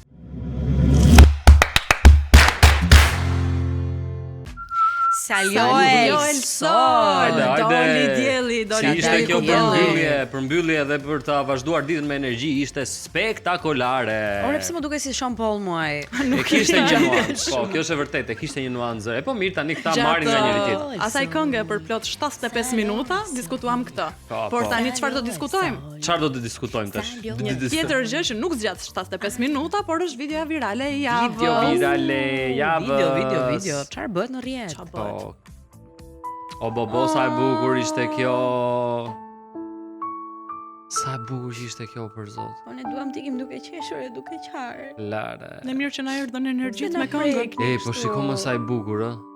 Kjo është ky majmuni. E refuzuan të gjithë, por ai ka më njerëzor se sa njerëzit. Ky majmuni ka bërë gjithë botën për të qarë. Pra për gjithë ata që po na dëgjojnë, ne tani në ekranin e Premium Channel po shfaqim videon virale të këtij majmunit që u dëbua nga prindrit e vet. Dhe gjeti strehim tek një arush i bukur shumë, o zoti i madh. Njeriu mund t'ja dalë vetë në jetë pavarësisht vështirësive. Edhe majmuni mund t'ja dalë vetë në jetë aty. Siç kam unë. Dhe ai nuk ai keti nga ato të mëdhenj fare. Jo, okay, është. Dhe ai nuk e lëshon moj vajza, nuk e lëshon me qamet, shikoj pak. Sepse gjeti një gjë ku mund të mbështetet, mund të përqafoj. Franci nuk e kupton se nuk ke një arush pellushi, mos bëj kot të lut. Pastaj do thotë ti se kupton se si majmun. Tani për ardhin, andaj kemi gjithë po. Po gjithsesi. Shumë i bukur, shumë i bukur. Ky është ai moment që e mori vesh gjithë bota. Po, dhe këtë majmunin e kishin çuar edhe në një kopësht tjetër zoologjik, pas aty nuk ishte afruar askush. Si ka mundësi? Domethënë një gjë të mirë që e kanë rrjetet sociale se ne flasim edhe themi që jo kështu po ashtu, është që video të tilla shkojnë tek çdo njeri dhe zgjojnë atë ndjesinë e empatisë tek çdo njeri. Domethënë ka qenë periudha e videove virale me kafshët, pinguini, tani majmuni. Dhe ishte edhe një kështu tip sfide, thoshin tani meqense të gjithë jeni kaq të ndjeshëm ndaj këtyre. Zgjidhni. Do ikni me pinguinin apo do përqafoni majmunin? A mund të kem? Kjo është dilemë më e madhe sa jetojnë për veten apo për të dukur. Mund të ikësh si pinguini bashkë me atë arushin e majmunit. Edhe ti ikësh edhe të zhdukesh. Po bashkë me arushin thot. Ku mund të jetë diku majmuni? Majmuni të shkret po i merr arushin. Shikojmë i vogël më sa i bukur më. Që është i bukur. Njerëz shikoni se çfarë leksionesh na japin kafshët ndonjëherë. Dhe kjo është për tu që njerëzit nuk t'i japin dot, domethënë. Çfarë bën nga njerëzit në rrjetet sociale dhe videot virale, më mirë mos i shikoni këto. Shumë dashuri nga ky majmuni. Shumë dashuri. Okej. A mund ta heqim para se të qajim? A kemi video tjetër? Mos ta mbyllim të hënën me të qarë. Okej, kjo ishte super video virale e javës që në fakt po vazhdon të jetë trend në të gjithë momentin dhe të bëj xhiron e rrjetit. Historia e majmunit. Mirë, kemi edhe quizin gjeje ku, e mbyllim me fitues. Fitues është Geni me numrin që mbaron me 335 dhe pyetja për ditën e sotme ishte kjo: në cilin qytet është e turpshme të veshësh sandale me çorape? Dhe është pikërisht Milano. Një informacion i shkurtër, në Milano konsiderohet e turpshme ose të paktën shumë out, pra jashtë mode, të veshësh sandale me çorape. Është kryeqyteti i modës në Itali dhe njerëzit janë shumë të ndjeshëm ndaj estetikës edhe koherencës së veshjes. Sandalet shihen si këpucë vere që kërkojnë këmbë të zhveshura, të zbathura. Çorapet ndërkohë prishin logjikën vizuale. Kombinimi lidhet me stereotipin e turistit të pavëmendshëm, gjë që milanezët e shmangin fort. Nuk do të thotë askush asgjë hapur, po e sigurt që do merrni ca shikime kështu vrastare edhe ndonjë ironi hera herës. Tani këta milanezët bëjnë bëj si them unë, po mos bëj si bëj unë, se kur është Fashion Week ke plot foto të këtyre që praktikojnë këtë lloj kombinimi që nuk është fort i këndshëm. Una sfilata. Mirë, ne po themi për trendin, domethënë për këtë rregullin se si është, që s'duhet e kanë me turistët me sa kuptoj. Domethënë turistët duhet ta kenë parasysh që sandalet i veshin zbathur. I thon turistëve hajdeni na respektoni tani se dini se ku po vini, e kupton. Milano duhet të jesh është e vërtet. Ja e morën vesh edhe këtë, mos shkonin në Milano duke veshur çorape me sandale. Jam kurështar për quizin e nesërm në Ada. Ishte lezet në atë kohë me nallone. Me nallone. Vish me si dush atje, mos e vrit menin si shumë. Okej. E mbyllim me muzikën. E mbyllim me Korin Lira. Njerëz, ky ishte zgjohu po desh edhe për sot. Ne do jemi prap nesër në orën 7 në 104.6 Radio Travel dhe në Premium Channel. Zgjohu po desh. Mua Francin, Adën dhe Mikaelën. Për sot ju themi ditë mbar edhe energji super të mirë. Kalofshi sa më bukur dhe shihoni diellin. Bye bye.